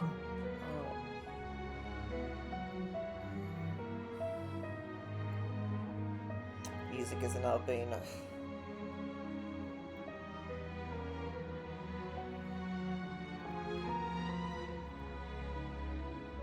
Oh. My child, or your mother, I should say, passed away long ago. The voice you're hearing is nothing but a magical echo that has now fulfilled its purpose. You needn't feel so reluctant to let me go. I know my mother died long ago. It's just, when you lose your mom too soon, it's hard to tear yourself away from the stories she used to read. I guess it's a silly way of pretending she's still here, by your side. I get that. Durin. But after coming to this world and traveling it with my friends, facing all kinds of enemies together, I suddenly realized I couldn't just sit around listening to my mother's stories because I'd found a new purpose in life. Maybe this is just what growing up feels like. With all my new friends waiting, it's time I finally set aside my mother's storybook. I'm ready to grow up now, Mom.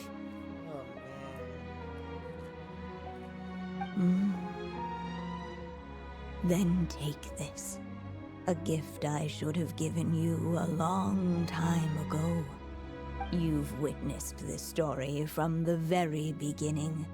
Made your wishes, offered your blessings, and even wrote your choices into its pages.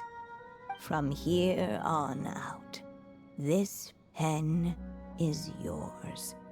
Now I ask of you, the other pillar of this story, as both its reader and its witness, will you turn the page so the next chapter can begin? Turn the page.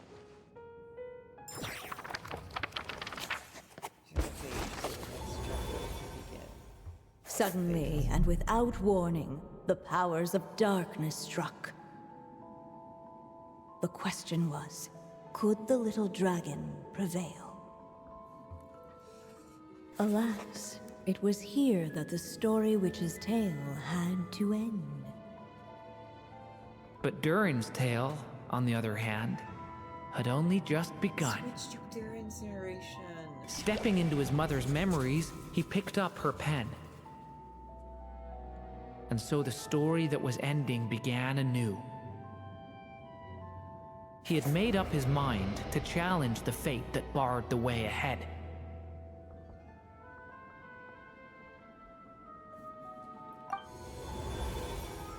Looks like this is the final step. A chance to strike back at fate? Now that's not something that comes knocking every day.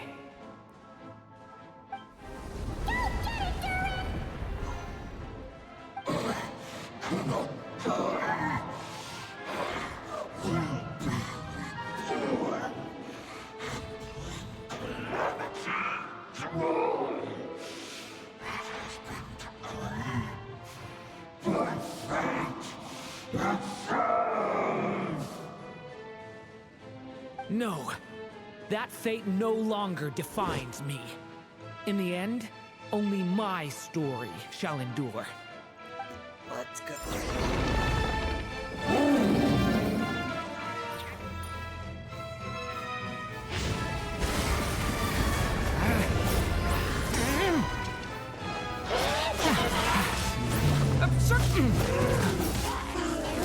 Stop that!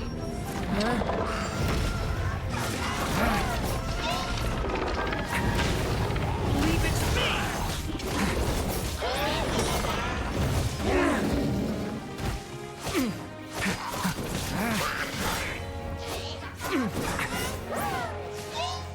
Leave it to me! Okay! New life!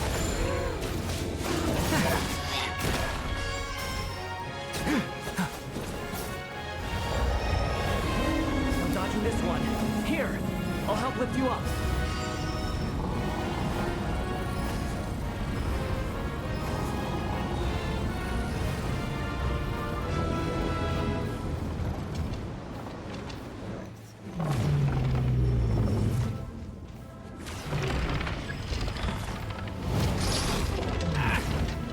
Watch out! Only my story shall endure.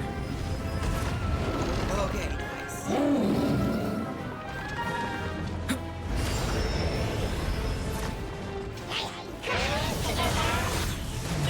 The story has only just begun!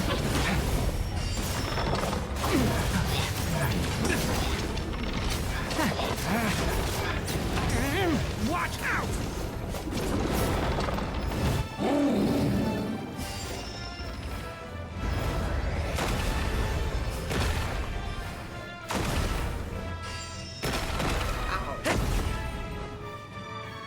Looks like there's nowhere to hide. Here, I'll cover for you.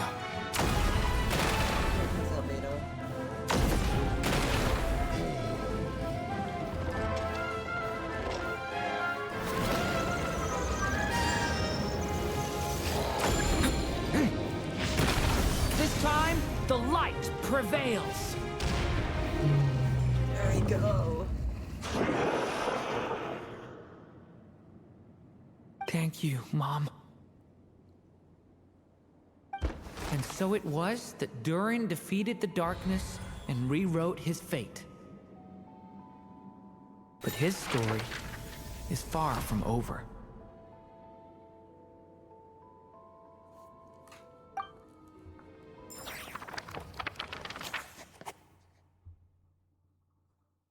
But his story. Is everyone okay? We're fine, thanks.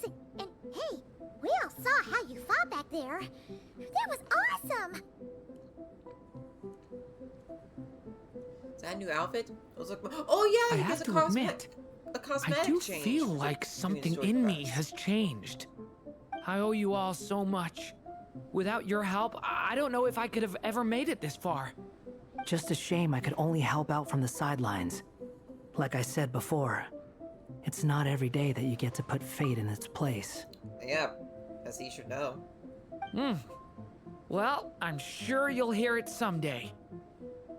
Hear what? The chance to strike back at fate knocking at your door. Yeah, maybe someday.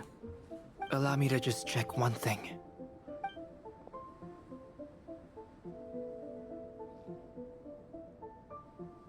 Yes. The abyssal power within you has stabilized again. And those strange symptoms you were experiencing seem to have completely disappeared. Oh, thank goodness! We did it. I wonder what it means, though.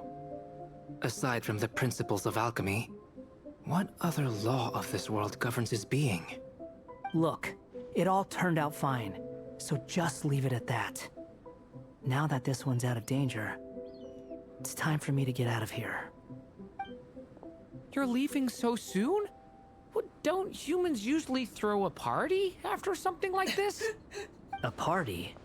Do I look like that kind of guy? Anyway, come find me again next time you're in trouble. That's what friends are for, right? Some people never change. In a way, though, he is right. This is Durin's moment to celebrate, not the time for academic discussions. Hey, I don't blame you for asking.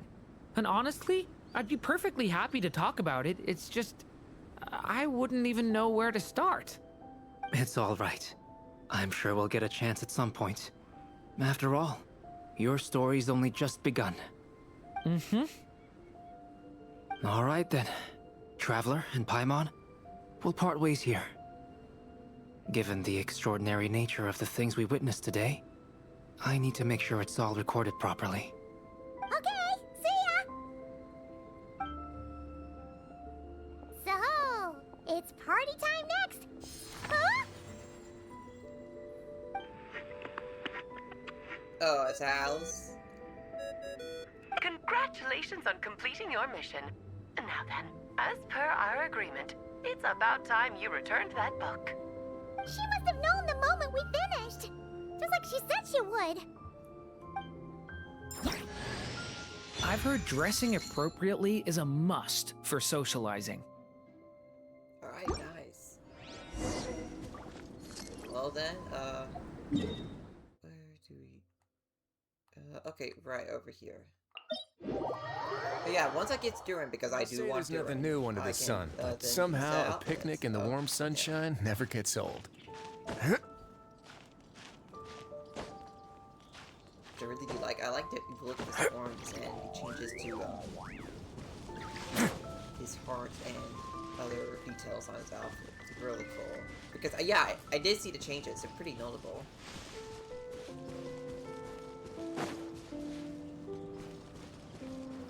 Here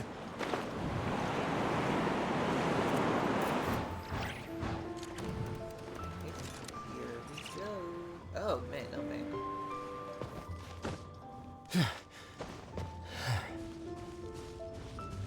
Hello, Alice. Oh, my writer and witness. It's been quite the journey, hasn't it? You had special plans for the Traveler from the start, didn't you? But of course, that goes without saying. For a story to live on, it needs both a writer and a reader. Only then can my magic take effect. I mean, hey, you're not wrong. That's what makes a complete story. For the author to create it, and for the reader to engage with it. I chose the Traveler as the witness because of the special nature of who she is. Very fitting, because Traveler is the descender, and she can defy fate. And is that Venti in the back? It's not easy finding someone with that kind of background, you know. For a moment, I even considered taking the role myself. Well, you were the only one who understood what was going on. At least it made for an interesting story, okay, right? Venti. Huh? What are you doing here, tone-deaf bard? With the Hexenzirkel carrying out such a risky experiment in Mondstadt, it didn't cross your minds that the Animo Archon might be slightly curious?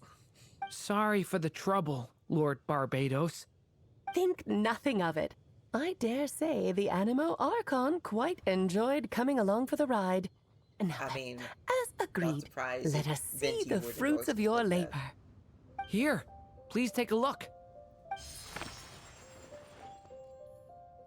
Well. Somehow, despite all my careful planning, it still turned out to be full of surprises. It never even crossed my mind that Rhindotter's child would be capable of handling that kind of alchemy in her stead. When he asked for help with the materials, oh my, I nearly couldn't believe it. If only the others were here too, we could all celebrate together. I'm right here, you know. The only one who hasn't responded is the one busy stuffing her face over there. Is that you, Barbie? A little late to the party, don't you think? Come here, child. Let me take a closer look at you. All right, Aunt Seer Witch. Here I am.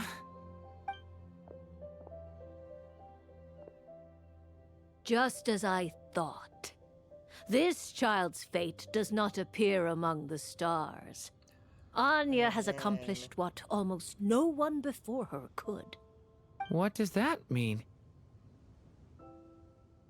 Child, all you need to know is that you're very lucky indeed. Absolutely lucky. Like, no one, like, very few people in Teyvat are like unchained from the fate from Teyvat. Like, that is like really impressive. The teacup falls silent. Probably, perhaps Minch's thoughts had already drifted elsewhere. Just like how she was in the story, huh? Tell me, little Durin, what will you do next? I, for one, cannot wait to see how your story unfolds. Well, there's so much I want to do. I'm not even sure where to begin. How about settling your most recent regret?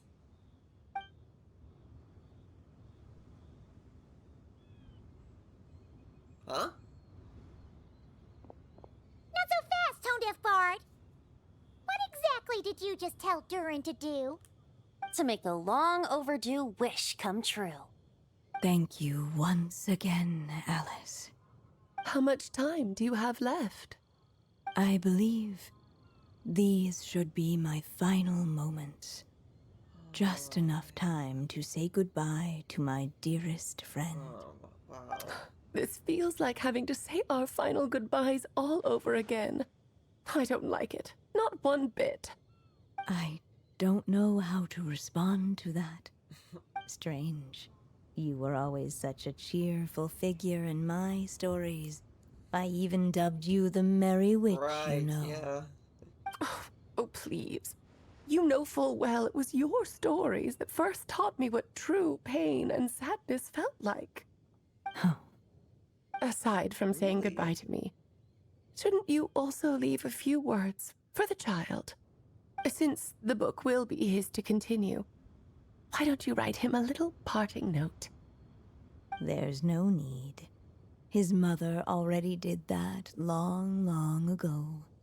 All that remains is for me to convey it on her behalf.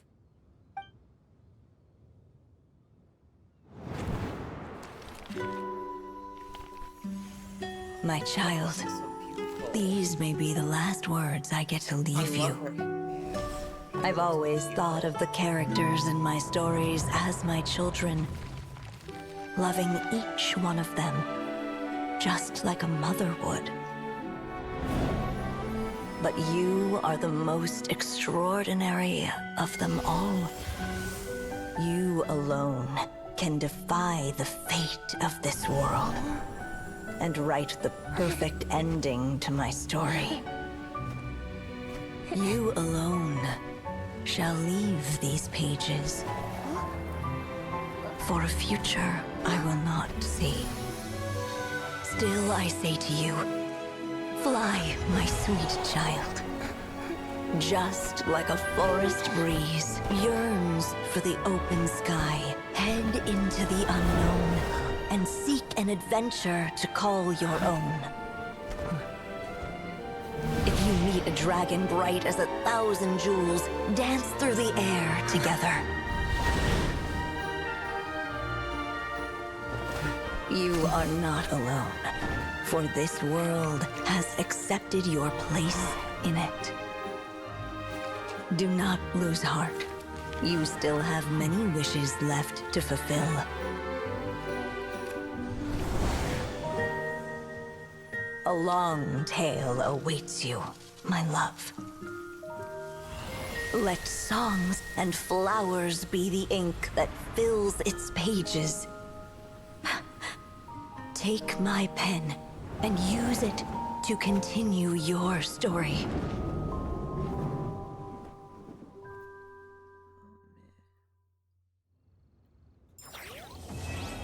Oh, was that a grip flying with Dvalin? Oh yeah, you got to do that. Oh man.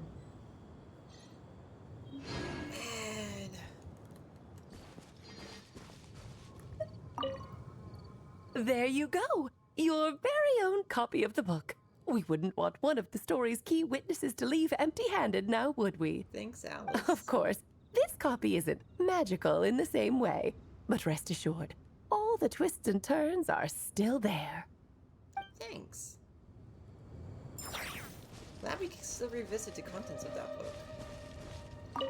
And so they flew together, Durin and Dvalin, over the skies of So Mondstadt. happy that they got to fly together. Who'd have thought such words could ever have described a happy ending, huh? Oh, that's so cool. What's this unresolved chess game? Oh!